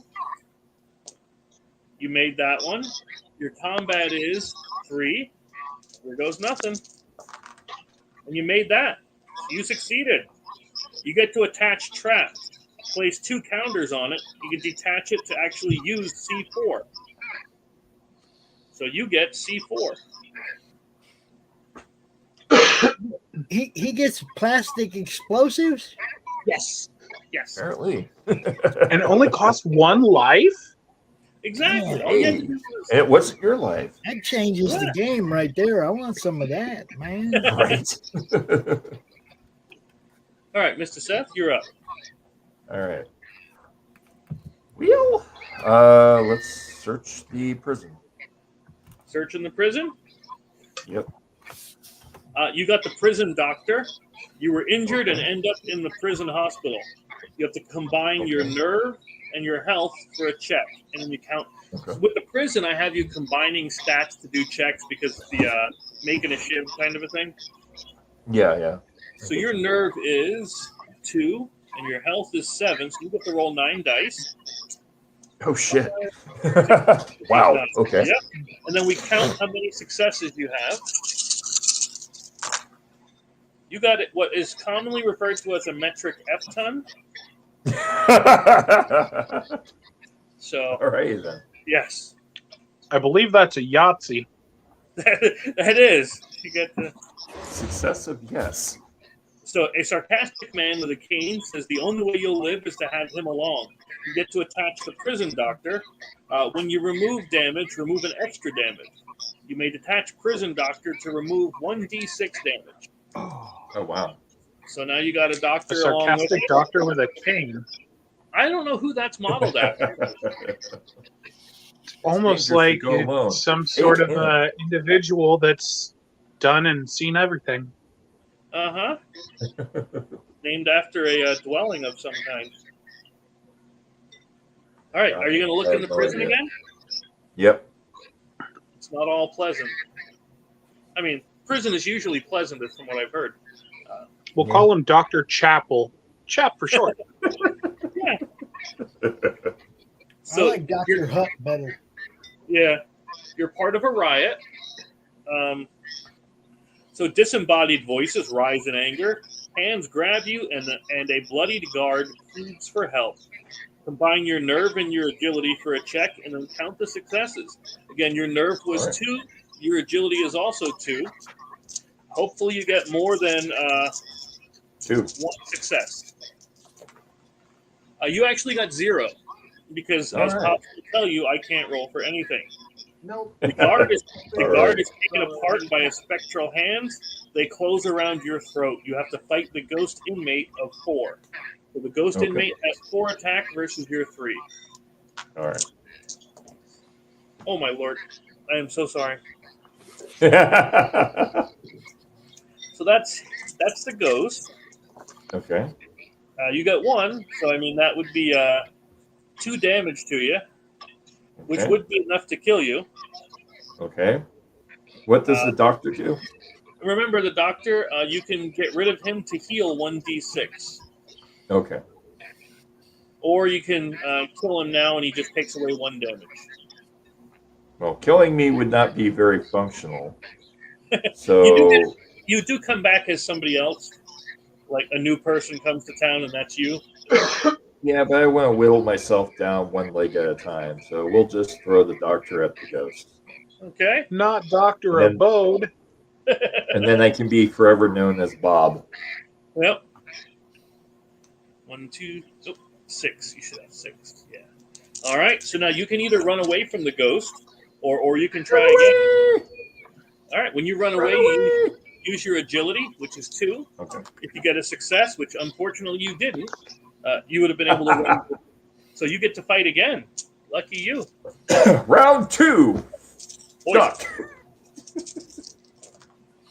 0 for the ghost. All you need is 1, baby. And there you go. Finish him.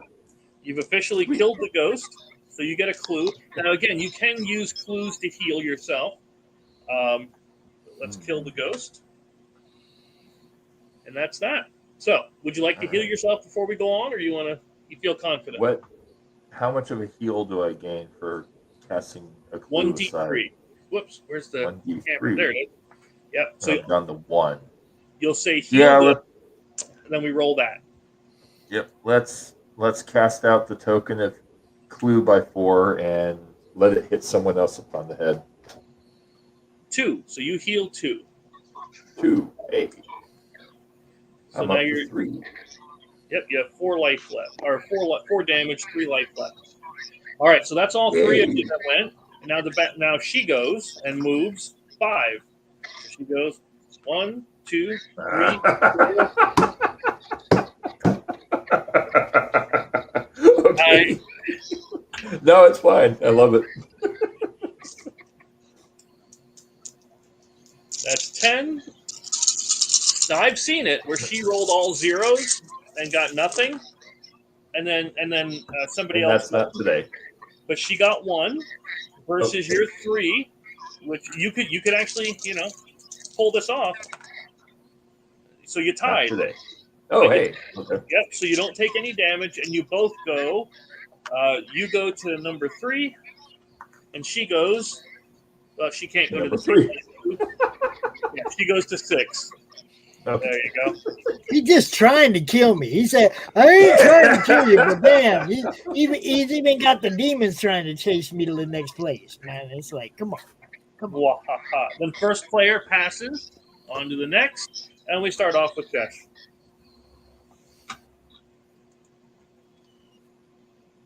I went and I put all them dice up there underneath that UV light back there. Nice. Yeah. So in a little while, we're going to go dark and see how they look. Nice. That's gonna be pretty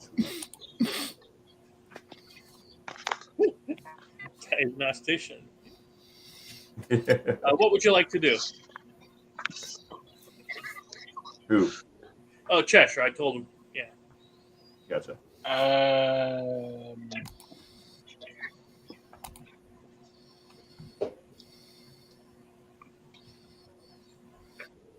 Well, this is an uncomfortable position, but I think my internet is at least stabilized for the moment. So Uncomfortable position like the back of a Volkswagen?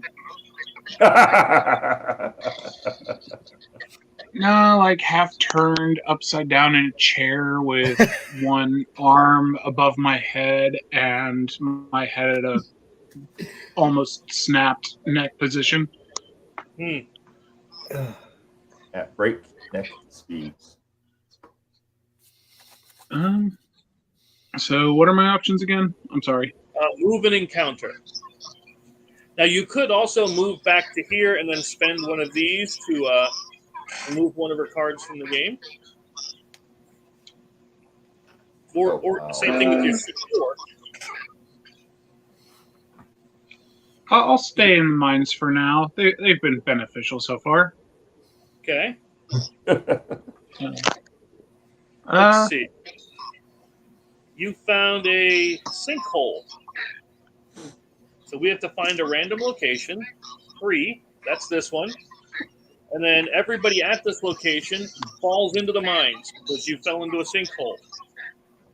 And you take... Of course I did. Not you, Pops. You're over here in the cabins waiting to die. I mean... Oh, that's right. I'm not that high. I'm purple. Yeah.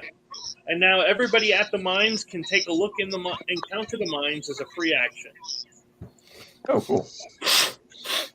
So, start with Chesh. You get a last message. Make a perception check. Your perception is 1.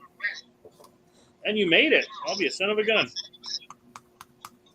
For each success, you can gain a clue. So there you go. Oh, sweet. Nice. Yeah. You got Gollum, Seth. See, this is one of them games where you can tell somebody, get a I got clue. Gollum. Man. Yeah. It's wow. from the Tweet Mine. An echoing Oh, nice. skitter is heard coming from all directions. A small creature lands in front of you. Long fangs and claws gleam bloodily as it slowly walks towards you. You have to fight it for 3. Oh, so you're 3 versus its 3. 1 for you. 1 for it. Would you like to run away, or you want to try it again? Try again. Try it again. You get 1. It gets 2. So you. This is enough to kill you. All right. So now you died. Oh, I wasn't the first one to die. The stoner wasn't the first one to die. Not usually. Nope. Gun-toting wingnut. Yeah. Not Bob. Yep. And you Hold up. Wait a minute. The militia leader died first? Yeah. Of course. That's how it always happens. The guy with training and shit? Yeah. You are now the older Well, he's brother. the leader. The criminal The and leader the is usually stoner the are least still- skilled. Yeah, the criminal and the stoner are still rolling strong. Okay. Carl, your dad's dead, Carl.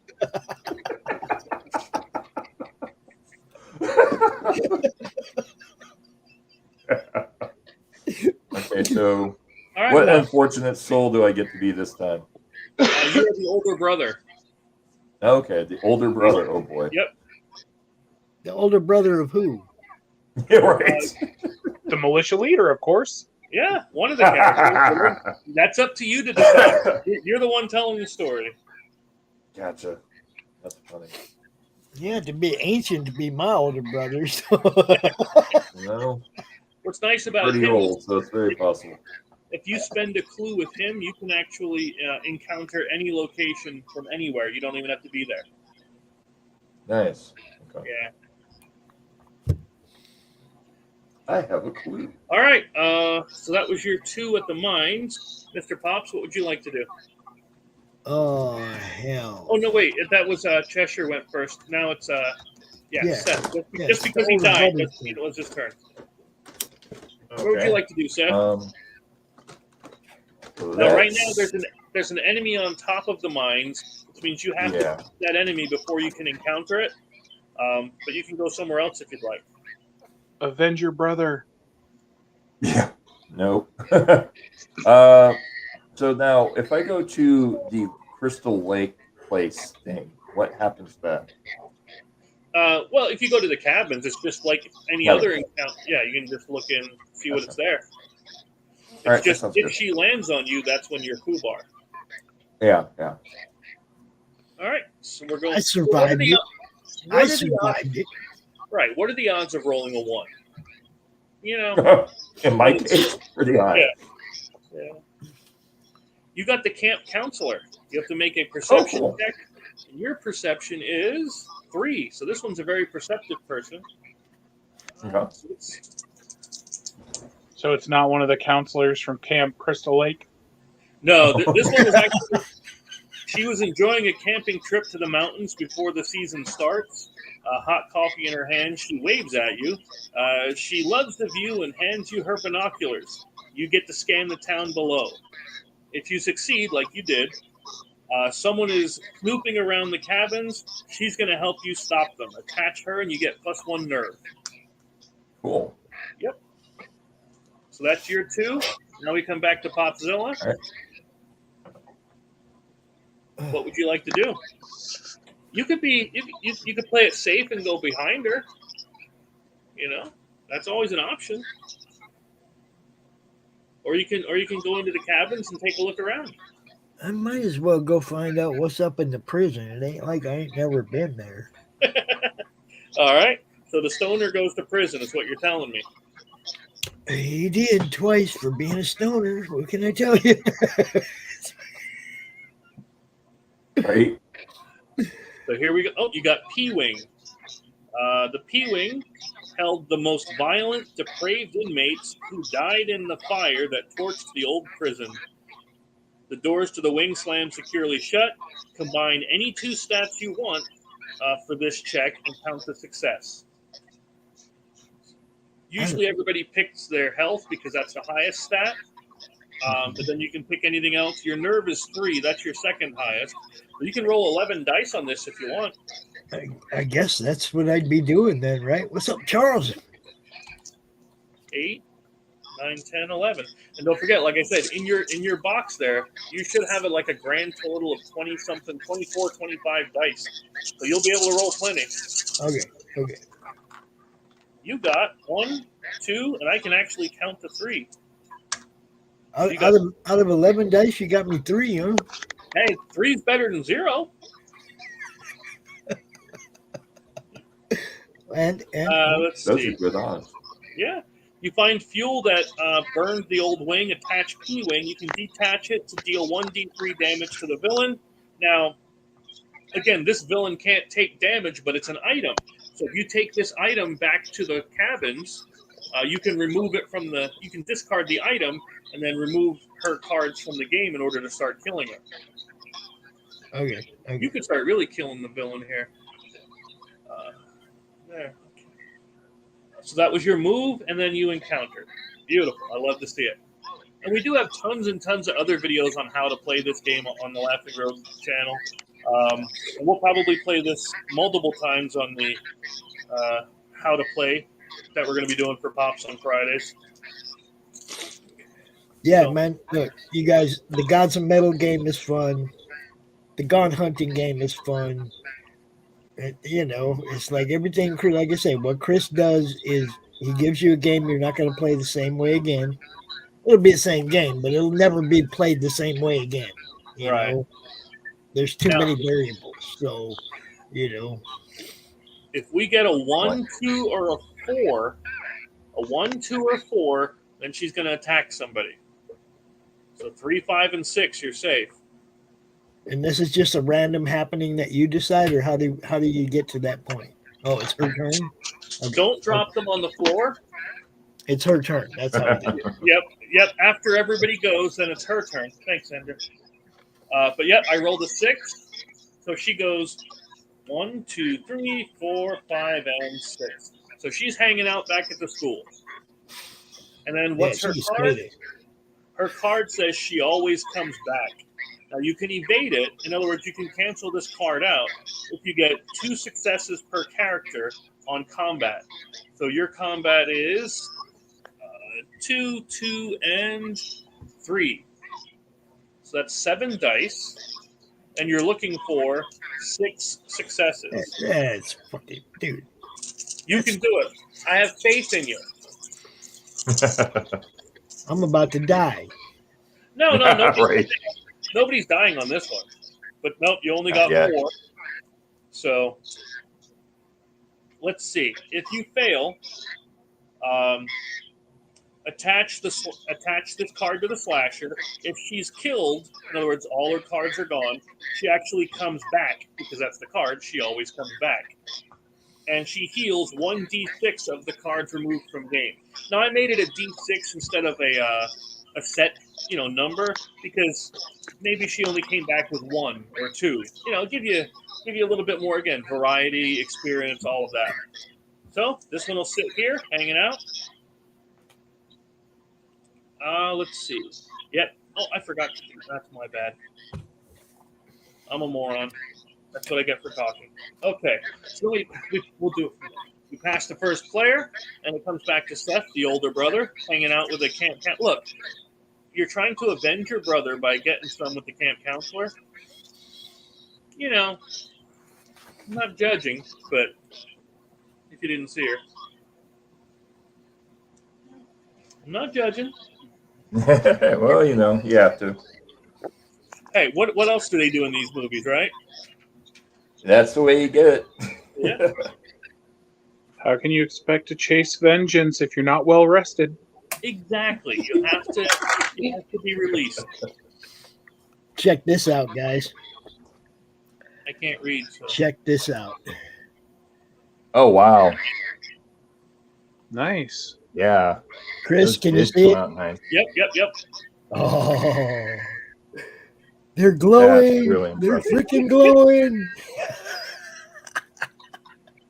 Yeah, I'm happy. I'm really happy. Heck yeah, man. That's impressive. Thank you, Frog, if you're watching, bro. Those kick ass, dude. That is seriously impressive. Yeah. So what would you like to do? There we go. It's my turn? Yep, Mr. Seth. Search the room. Search the room. Look, cast fireball into darkness. Right. Speaking of darkness. Magic missile. Yeah. You managed to find a cookout? Again, completely at random. I picked these. I think I'm sidekick or something. Camping in Slaughterville is risky. So you get to roll 1d6. And that's another thing I did for these cards is I gave story choices. So this 1d6 says which part of the story you're going to get. Okay.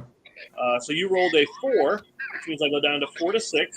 Suspended above the fire, you slowly cook. Make a combat check. If you succeed, you get to discard the cookout because you broke out and you broke free. If you fail, you suffer 1d3 damage and do it again as you slowly cook over this fire. So you like that one? Yeah, I do. That's really good. Your combat is 2. Oh, you succeeded. You broke free. You broke out of your restraints. I got this card because I was watching Friday the 13th, and when he had the people held over the campfire in the sleeping bag. So that's where I got that. Yeah, that was 2 or 3. I thought it was 2, but I might have been drunk. It was the remake of the original. Was it? With oh God, what was his name? Sam, what are you doing there? Yeah. Yeah, that. Yeah, it was like the opening scene and the source of the meme, don't fuck with Jason's weed. That's the one. Yeah. They found a lot. That wasn't like a little piece. They found a lot. They found a freaking field. You're not even a joke. Seriously. CRoM will steal his weed. That's what CRoM does, is steal people's weed. So I did find that once when I was out hunting, but I did. I literally came across a whole big thing. But anyway, so you can either explore the cabins again, or you can move on. Explore again. Explore again? Wonderful. Yep. There you go. You got the coveted safe for now card, which means anytime you're in a fight, you can just say, nope, I'm safe, I'm hiding, and you discard this. Now, you can nope right out. Exactly. That's the beauty of this one. But her special ability says you can also discard this and remove the top card of her deck from the game. Because, again, you're safe. Right. Yeah. So that's, again, between you and God if you ever want to use it. Or you want to keep it just in case she rolls a 1 and shows up with you. Whatever makes you happy. Yeah. Speaking of happy, hey, Pops. Yes. What would you like to do, Kimosabe? Oh, let me see. I have not been to the recreational. Is it what the neighborhood? Oh, the residential neighborhood? I have not been to the neighborhood. I ain't been down to the hood yet. Right? Okay. Down to the hood. What I did with the residential neighborhood is I did the whole body snatchers where doppelgangers are replacing everybody in the town, kind of a thing. Okay. So that's the story behind the residential neighborhood, anyway. You got painkillers. Nice. Let's see. The medicine cabinet was filled with pills of all kinds. You need something to get rid of pain, but which one? Each character can make a perception check. So if you wish, you can make a perception check. If you succeed, you remove 1d3 damage, which you won't need to do that, Seth, because you don't have any damage on you. But if you fail, you took the wrong pills, and you take damage.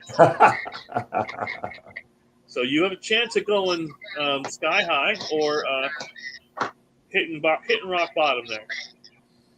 Now can you go above your natural? The hooligan is also damage free, so you don't have to do it either. Man, it's just me, and I'm in bad shape, so I got to take the risk, right? You want to take the risk? I'm a stoner. Right. You just threw pills at me. What the fuck do you think I'm going to do? I was going to say, how prophetic leave it to the is stoner to find the pain pills. Exactly. And they did not work. Of course they did. Oh. I don't take pills. Of course they did. He takes them too often. He's immune. Yeah. Build up a tolerance. Actually, to tell you the truth, guys, I've not touched anything big pharma or anything like that in over a decade. I do smoke weed, but that's the only thing I do. I don't take aspirin. I don't take aspirin. I don't touch nothing big pharma. I don't trust them fuckers. Yeah. However, this stoner managed to try to take some pills out of the cabinet. Yeah. So again, all of this, what I wanted you to do is, yes, you're playing the game, but more important to me is that you're building your story. You're telling what happened when you went through, and you had to fight the slasher or any of our other villains. Yeah. And again, I'm hoping that kind of thing comes across. He took the pills, and now if he still has an erection in 4 to 6 hours, he needs to go to the hospital. Yeah, definitely. That's probably what they were. Which is one thing I don't have in here is a hospital. All right, yet. Jess, it's your Not turn. yet. You're up. Yeah, not yet. Exactly. Dr. Belding's dead too, so he can't save you. Yeah. Well, they were probably his pills. So Fair what's it? I'm still up here. What? Well, you moved here and you encountered. So now it's Cheshire. Okay. The hooligan. Yep, hooligan's Yes. up. What would you like? I thought I was down. Aren't I in a sinkhole? Oh, well, you just fell into the mines. You're fine. Oh, okay. Yeah. Well, let's keep going. It's been good to me so far. Okay, the mine does have an enemy on top, which you'd have to fight, unless you drop a piece of C4 and just blow it up. Boom. You want to C4 the golem? Well, that depends. Could I instead use the C4 on the head villain? Yes, you could. You could actually move over here and do that, if you'd like. I'm going to hold on to the C4 for now, then. Okay. Then it would be 3 versus 3 as far as the attack goes. And this, when you fight any enemies that are on top of the deck, that's free. It does not take an action at all. Okay, so is that the only way left to go is out of the mines, then? Oh, you can go anywhere in the mines you want, or anywhere in the town you want, or you can try to kill this. Yeah, you don't have to stay there, dude. No, you can do whatever you want. No, but I mean, like, I went down the mine cart and then fell into the sinkhole. I didn't know if there was any mine left to, roam through. Oh yeah, there's plenty. There's a whole 24 card deck worth of fun to go through. There's lots of mines, man. Yeah. There's lots of hood too. You could go get you some pills. Well, I think my first action's going to be to pick up where I left off last and read that final message. It says Joe was here. Okay, then. Okay. Yeah, let's go ahead and keep exploring the mines. All right, so we got to fight this first before we do that because he's standing there with you. I thought you were saying that I had to fight him to get out of the mines. No, you have to fight him to keep going because in the mines, yeah. Because you could run away from the mines and he'll stay there hanging out. But if you want to continue with the mines, you got to kick him. So he got 0. You get 1, which means you've beaten this. Which, man, you are a clue-generating machine. And then now, since that was a free action, you have 2 actions to go. I'm a right proper hooligan, mate. Got beef, bruv. He just dropped on my desk. What in the world? How did you get both of those at the same time? You got mine. A pile of shining things rise to the ceiling. A voice yells that they're his. A thin humanoid sits sneering. What are you going to do? Are you going to take a shiny or are you going to leave?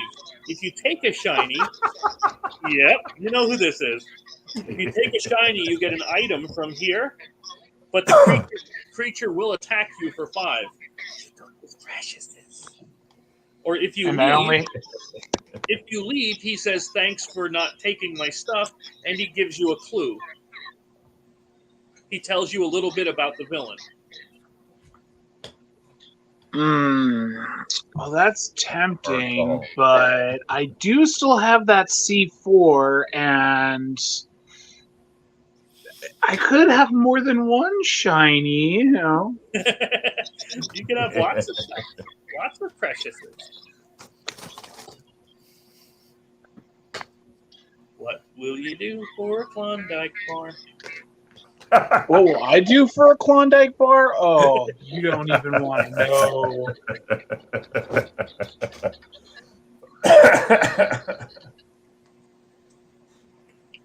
So what would you like? I'll fight him.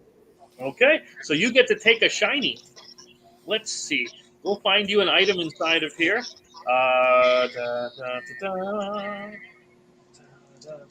You can get the golden lighter, which gives you a perception and a nerve. You can get, let's see, the coal dust ghost. You can get its phylactery, which allows you to re-roll one die on every check. Well, that's a no-brainer. You could get fire, which remove fire from the inventory to deal 1d3 damage to the villain. She can't take damage anyway, so that wouldn't be beneficial. Headlamp gives you 1 perception. And dynamite, of course, would be really good with your C4 there, guy. Yeah, it would deal damage to the villain or to all enemies on top of a location. So which would you like? Oh, that's a tough choice. I was actually going to say you had me at fire the first time with the golden lighter. But, well, now, don't I need the lighter to ignite the dynamite? It's assumed you yeah. I didn't go that complex with her. Somebody flip a coin. It's either going to be the gold lighter or the dynamite. 1, 2, 3 is gold lighter. 4, 5, 6 is dynamite. You got a 2. So you get the golden lighter. You got a golden lighter. Then we shuffle this I could have judged it. But again, it gives you an extra perception and an extra nerve for when you're doing checks. So that's a bonus for you. So that's your first, right? Yes, because you beat up that guy, which was free, and you found the lighter. So now you got to fight him for 5. 5 versus 3. Unless, again, you want to drop a C4 on his face. That's a whole different story. But he got 3 versus your... I didn't want that die anyway. 3 versus 1. So you take 2 damage. Did the cat get the dice? I thought so. Now, what would you like to do? C4. You can either keep fighting, or you can try to run, or you can drop C4 on his face. Well, how's my health look now? You have 2 out of 8, so you have 6 left. He can't. Let's roll it. Let's roll again. Okay, that's my motto. We can't kill you with it. Not that I'm trying to kill everybody here and let the bad guy win. But. So 1 versus 1. So you tied. Same choices. Keep going. Go again. Do it again. 2 versus 2. Look at that. You were just surviving. Yeah. 2 versus 1. So you take a damage here.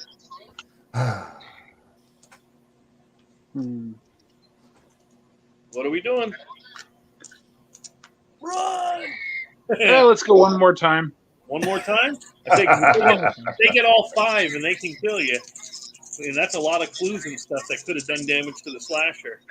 They got 2 versus 1. So you take another damage. And the Preciouses is...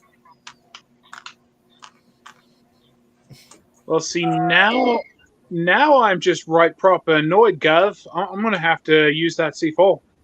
Okay. So that is a boom, and that is a boom. There you go. The boom. Could Now have you done get your that. next Made action. yourself all that.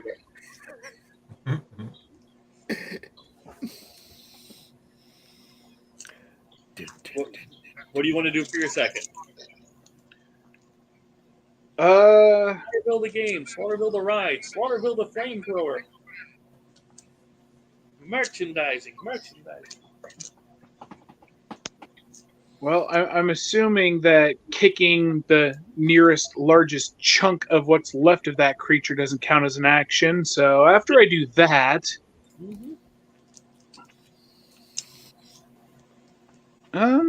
let's keep going. Okay, thou art brave. Oh, look at that. Dynamite.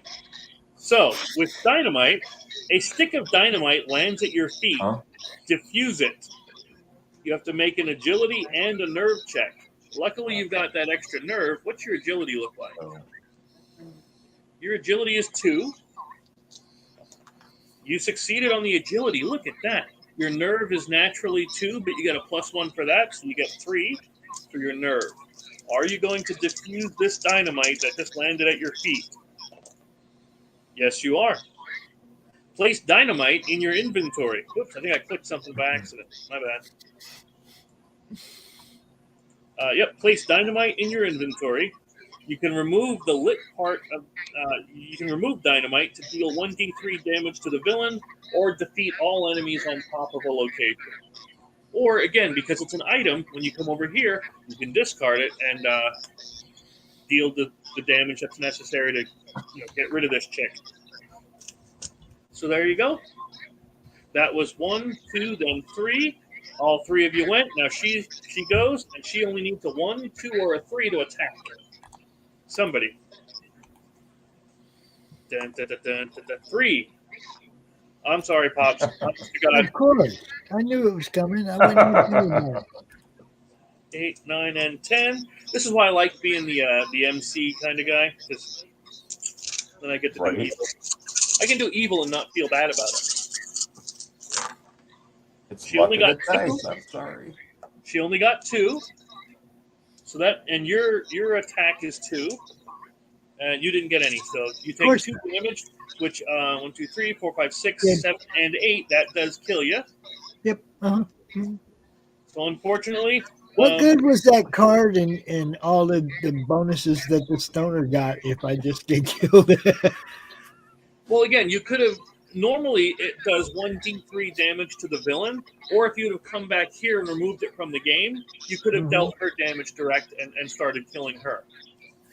Yeah, I'm just saying, it's like I never got to use it, and right.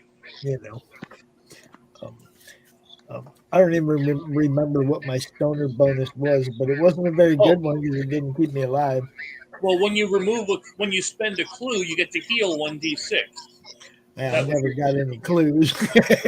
I'm stoner. What do you expect? All right, who am I now? Who am I going to be now? You are the most interesting man. I haven't been called that. So you get 3 on all of your stats, except your health is only 4. The first clue says, I don't always. Ignore 2 damage suffered. And the other one says, but when I do, you deal 1 damage to the villain for each damage you suffered that round. Oh, nice. That's okay. I'll try to stay alive, but I've only got 4 health, guys, and he just doesn't roll for me. So now her card says helping hand. You have to make everybody makes an agility check. You need 1 success per character, so you need 3 successes. That's 3, 4, 5, 6. 3, 4, 5, 6. All you need are 3. Oh, that doesn't count. I dropped it. All you need are 3. 1 and 2. So nope, this card goes off. He don't roll for us, guys. He don't like us. What's that? He don't roll for us. He rolls for the other team. All right. Let's see. Detach an item from each character and attach it to the slasher. On her next fight, detach those items and she gets +1 attack for each item removed. Oh, damn. You don't have an item, which is good. You have. Which item would you like to give up? The lighter, the dynamite, or the C4?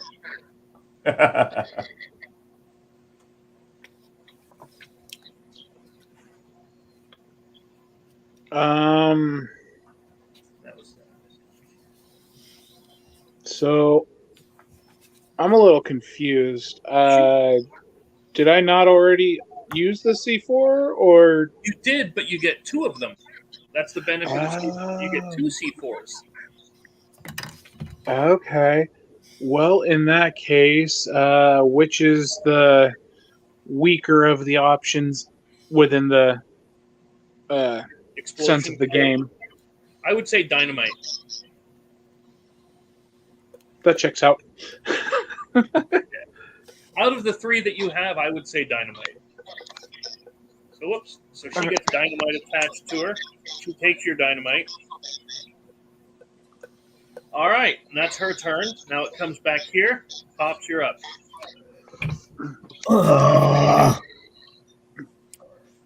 How did I end up in the mines? 88 minutes left. I don't remember going to the mines. How did I end up in the mines? Oh, when you died, you moved to a random location where she's Oh.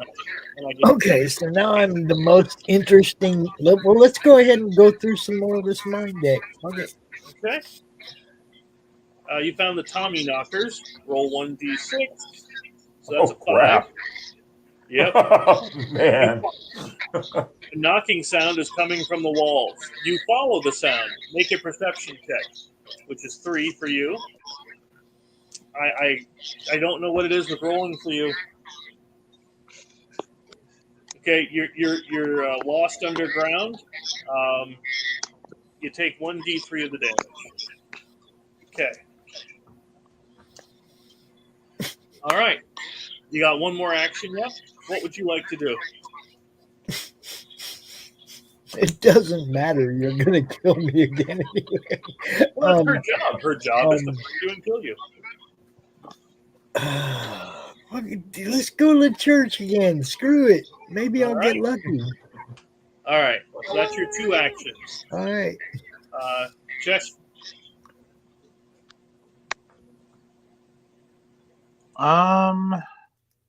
Well, I mean, Pops already took the bad card for me, so I'll keep going in the mine.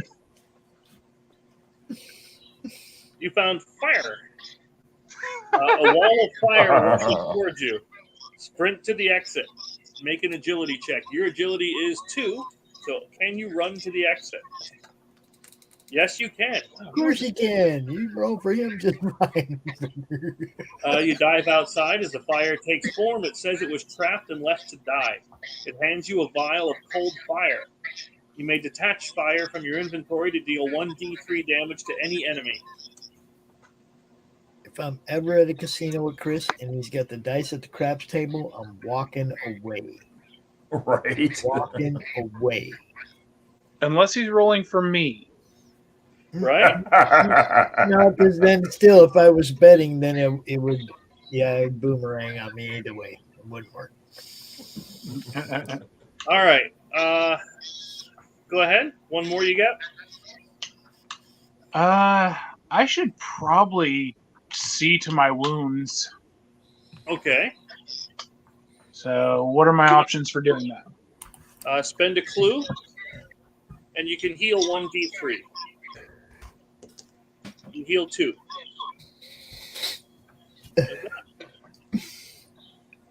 And spending a clue never takes an action. It doesn't take one. So that's completely free. Oh, okay. Again, you can come back to the cabins, spend clues and items to deal damage to the villain, or you can keep exploring. So what's my health at now? 1. You have 1 damage on you. You have 8 health left. Okay. Yeah, let's go to the cabin and cash in some of those clues. All right. So we go there. And, yep. Once per turn, a character at the cabins can detach any number of items, clues, or safe for now cards to remove the top part of the villain deck from the game for each one removed. So whatever you want to get rid of, that's how many we get rid of. You have 3 clues and you have 3 items. You can deal up to 6 damage to the villain right now. Or you can save stuff, whatever makes you happy.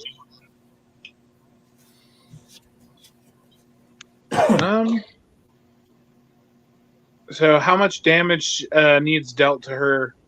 24. Every deck has a 24 card deck. Okay, gotcha. So 6 is a quarter of the health gone right away. Yeah.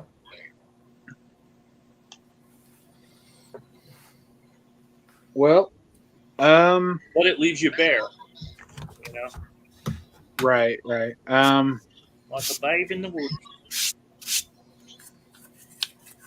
What do you guys reckon? Do your thing, man. Yeah. I ain't gonna be able to help much. I'll just throw my clues at her. I'll keep the items. Now, your C4, okay, you can actually use C4 as it is and then remove the top 1d3 cards from the game using just C4, and that's completely separate. So, I mean, so you want to spend the 3 clues you said? Yes. Did I hear right? Okay. Then that would take 1, 2, and 3. That's 3 of her cards already removed from the game.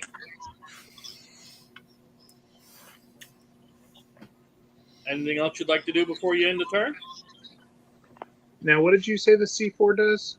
C4. If you discard this token, C4, of course, it's the last token that gets discarded too, but it does 1d3 damage to remove those cards from the villain deck from the game. I'll save that. I said you could get 1 or you could get 3. I'll save that for later. Okay. All right, Seth, you got you next. Yep. Searching. You're looking in the cabins. Yep. All right. You're out night fishing. That sounds pleasant, right? A man sits at the dock's edge. Roll 1d6. You got 4. You tap his shoulder. His head falls off. Make a nerve check. If you fail, you panic. Thankfully, your counselor gives you 1 nerve, so you get 3. So, yep, you found a guy out fishing. For some reason, he had his head cut off. And you panic. Panicking says you lose 1d3 things. So she runs away. She's like, no, I'm not feeling that. And then you run to location 1, so you stay where you're at. I stand where I'm at and I piss myself. All right. But at least there's a lake here. Yeah, there is. There's nothing bad that's ever happened at the lake. Today. What would you like to do next? Keep searching. All right. Oh my God. I'm so sorry. Off-screen teleport. Oh no. I fell through a hole in the lake. 2, 4, 6, 8, 10, and because of the dynamite, she gets another one. Now you could hit your safe for now, and you're like, no, I'm not doing this today. That's what I'd do. Yeah, might as well. Okay. Where did we get this? Oh, we got that from the cabin. And where would you like to go? Here or here? Mines or the school? School. School? Got it. Now, unfortunately, Seth has to fight this one. You have no way to run. Yep. 1. Okay. Versus you have 3. Nothing. So you take a damage. Okay. And you run to... you can't run to 1. Your shoe's there. You run to 3. All right. And then again, it is getting a bit on the late side, so I guess we're going to call it for tonight. So what do you think? I think I just got some dice. I want to roll my turn. That's what I think.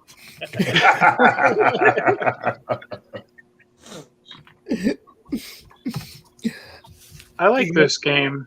This is like a simplified Betrayal at the House on the Hill or whatever that game's called. Yeah. Ah, don't drop the dice. Don't drop them. I might come At there and least pick you're them not up. in the prison. But I really went and got some. See, I was ready to roll. Yeah. Roll. So yeah, it is out there. It is available on the Dawn Hunting campaign, or we do have them for sale. Yeah, I appreciate you taking the time to play, and I just hope you had fun. Oh yeah. Hey, Seth. Yes. My birthday's coming up.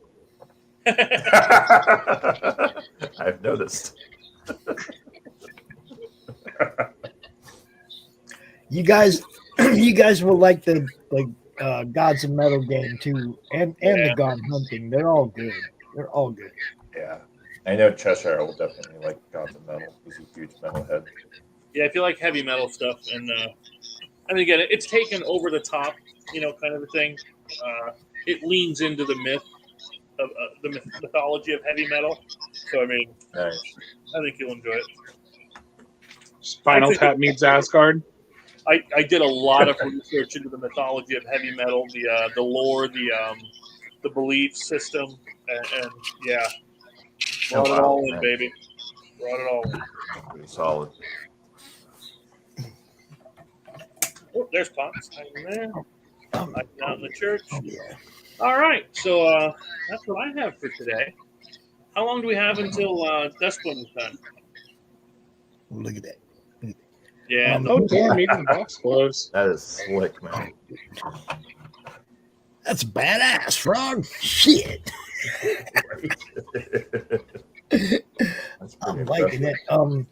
He has, I think, let me see, 83 minutes left on the Dust Bunny Mafia. Okay.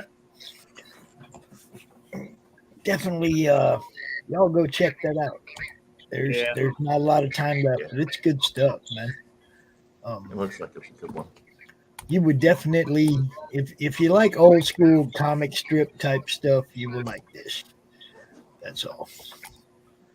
Oh, I had it all blown up because I can't see. Hold on. And it is an offer you can't refuse.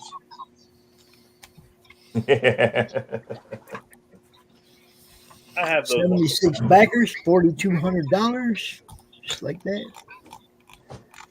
And like I said, it's like different comic strips. All these different animals represent different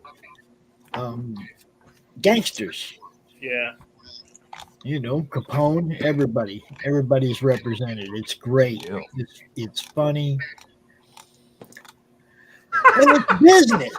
It's not personal. You know what I'm saying? Mm-hmm. Let me see. Who do we got here? I got to blow this up so we can see these people. We got. Where'd they go? Come back here. Little short dudes. Yeah, there you go. Jeremiah Worthington Jr., Darby Hagan, Adam Tardif, the mayor. Oh, Lord. Bruno Delacroce, and Big Al.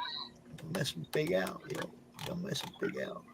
We're here. You got Simon Serbalis, Joe Black, Gina Serbalis, deceased, Ivan Bumble Bombus, David and Goliath, the twins. Oh, jeez. It's all, man. It's hilarious. You said this is called Dust Bunny Mafia? Yeah. The secret boss is Don Fluffles. I got the I think it's the second one. It's freaking good stuff, man. It's funny as hell.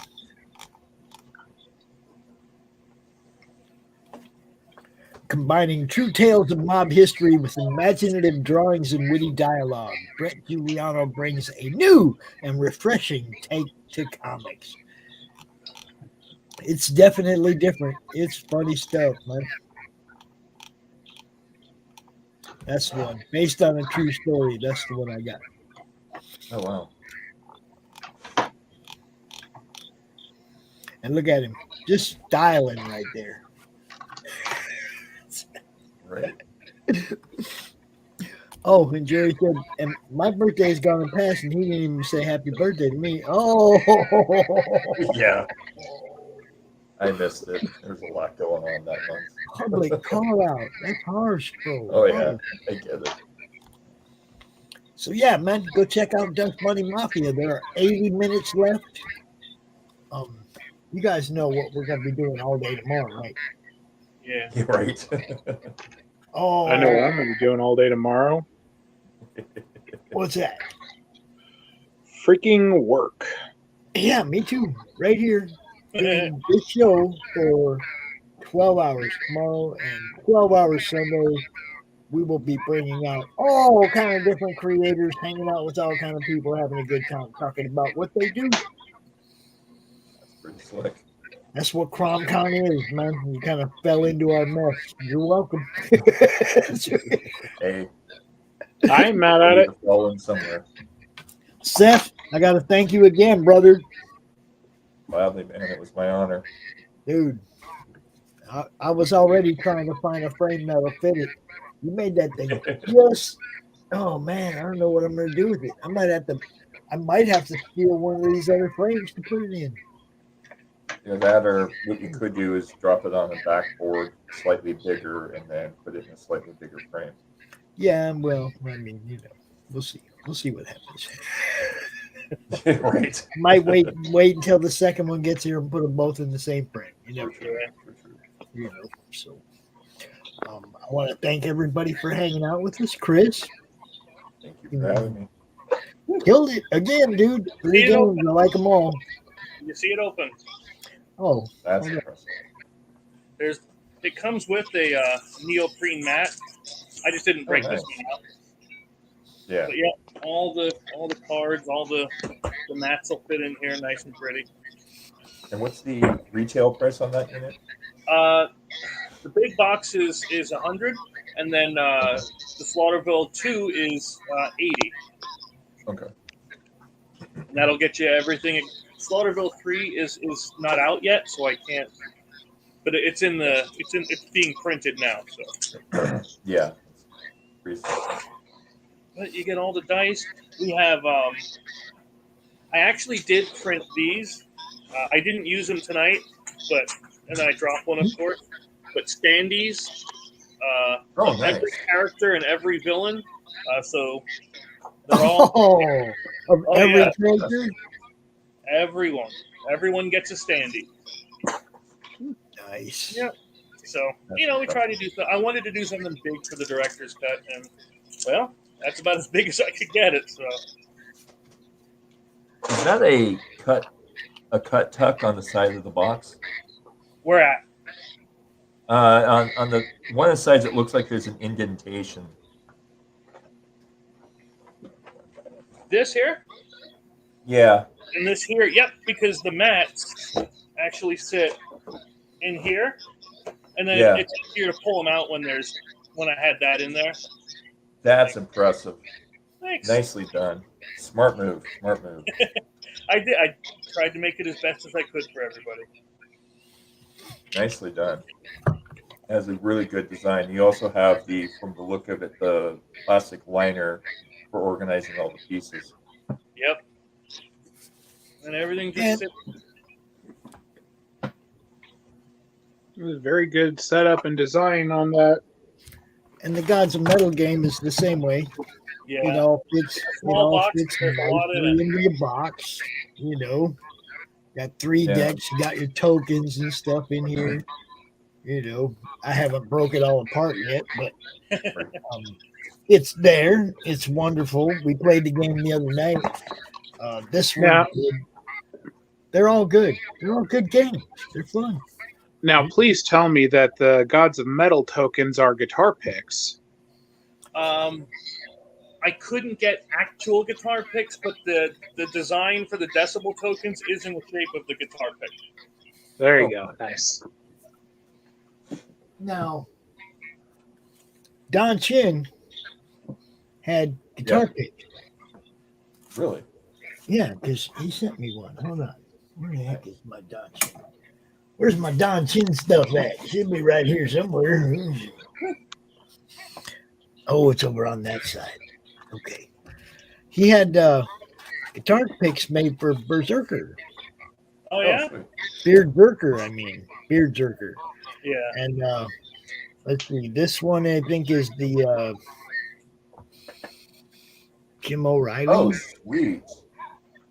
Yeah, hold up. Wow. Let me see if I can maybe get them to focus, because they're really good. They're really sweet. Come on. Focus. Put your other hand right behind the pick. It helps it focus. There it go. goes. Oh. Wow. Nice.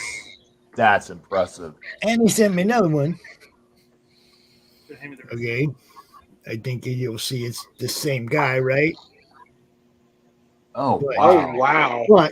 But Signed. Oh, that is slick. oh yeah, Don Chin, baby, I love you. You know I love you. That's freaking slick, man. That character looks like John Wick 4, Valhalla. Yes, it's Keanu for sure. It's actually if you had not seen the trailer for Berserker, go look up the old campaign and just to watch the trailer is worth it. I ain't lying. It's just funny as hell. I loved it. And actually, that was I think one of my favorite books of 2021 was Berserker. It was my favorite book of 21. I ain't gonna lie, it was good. Yeah, I you're really liked it. So there's that giant box that I got right here behind me. Yeah. Right there in front of him, right here behind me. Dude, yes. It all is really nice. All of these games are put together well. The Gone Hunting game, though, man, that's the one. Yo, that's That the looks one we're trying solid. to fund right now. Yeah, that one is really impressive. I'm really amazed by how well organized it is. And As a like, game designer myself, it's really impressive to see how polished all your pieces are. yes, I like the Gone Hunting, man. Look, that game. I mean, I said it earlier. There's no way you will play that game 2 times the same ever. There's just no way, because just the way the tiles lay out for the hunting ground is going to be different every single time you play. Yeah. These are the map tiles you'll put out. And Yeah, I mean, dude, different animals. 4 bags worth of animals. We get them in the drawstring. different trophies that everybody's going after.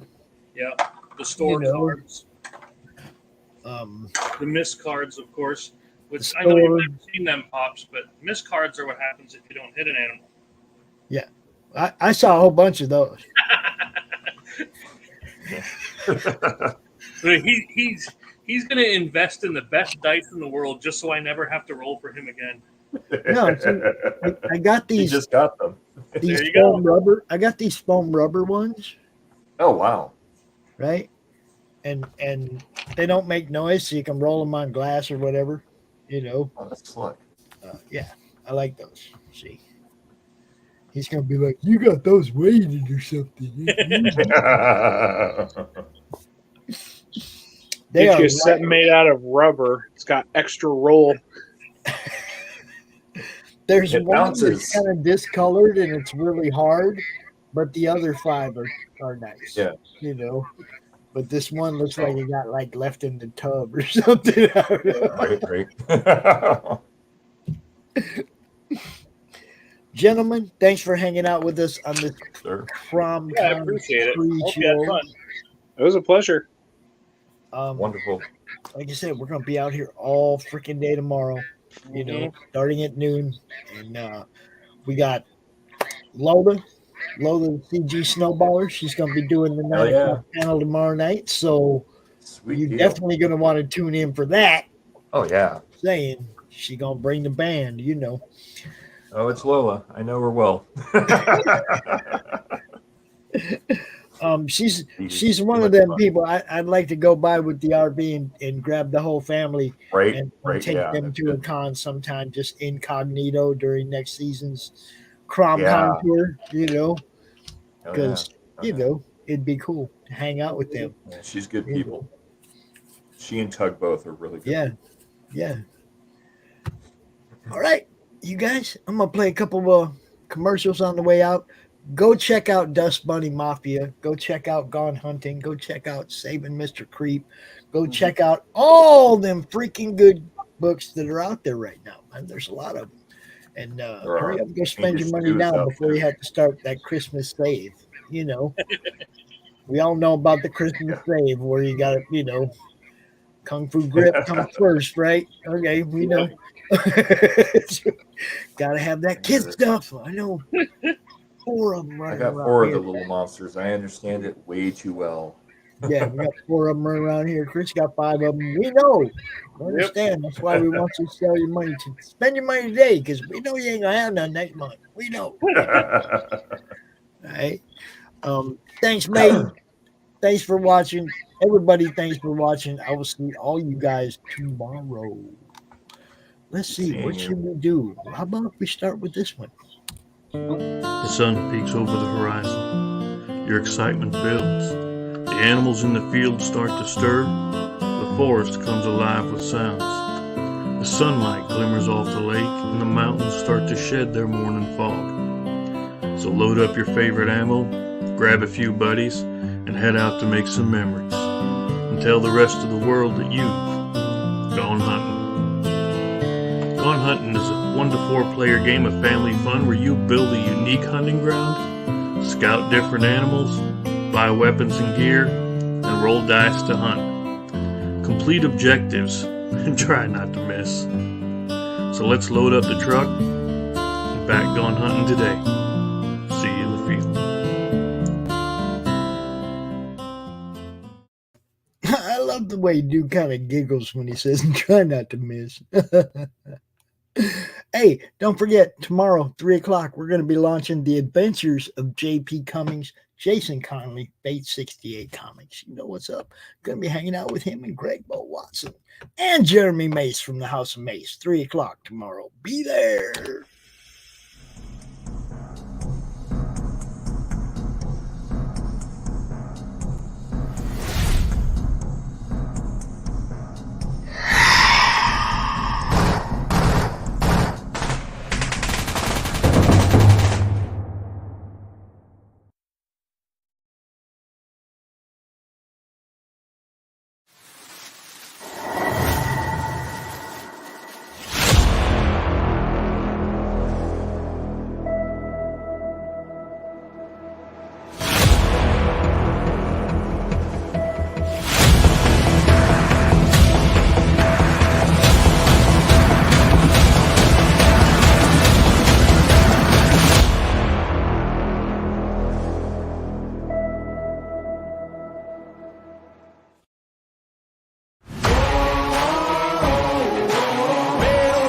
I'ma get it, you know I be on the way. Yeah. You know I be on the way. Man on a mission, I'ma get it, you know I be on the way. Yeah, it's all hard, ain't no fear here. You ain't giving this to all, you steer clear. Never beat, I've been down and I reappear. You got some money on the line, you better put it here. Rolling in and doing that work.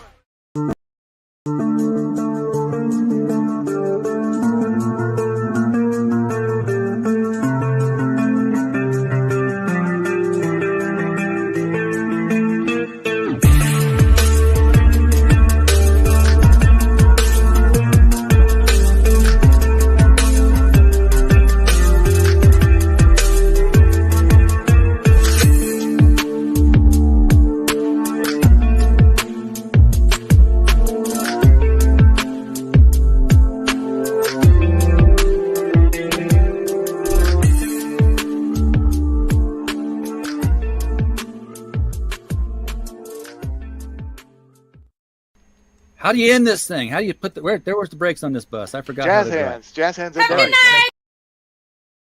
Comic Books for Kids provides comic books to kids in hospitals and cancer centers across the U.S. It's a place where we can all work together to make sure every child has a comic book. 100% of all proceeds go towards the kids. It's about making a difference, and while they're in the hospital, allowing them to fly like a superhero, battle dragons, or rescue teddy bears. We are in every state in the country and now support over 160 hospitals. Every month, we add more. Visit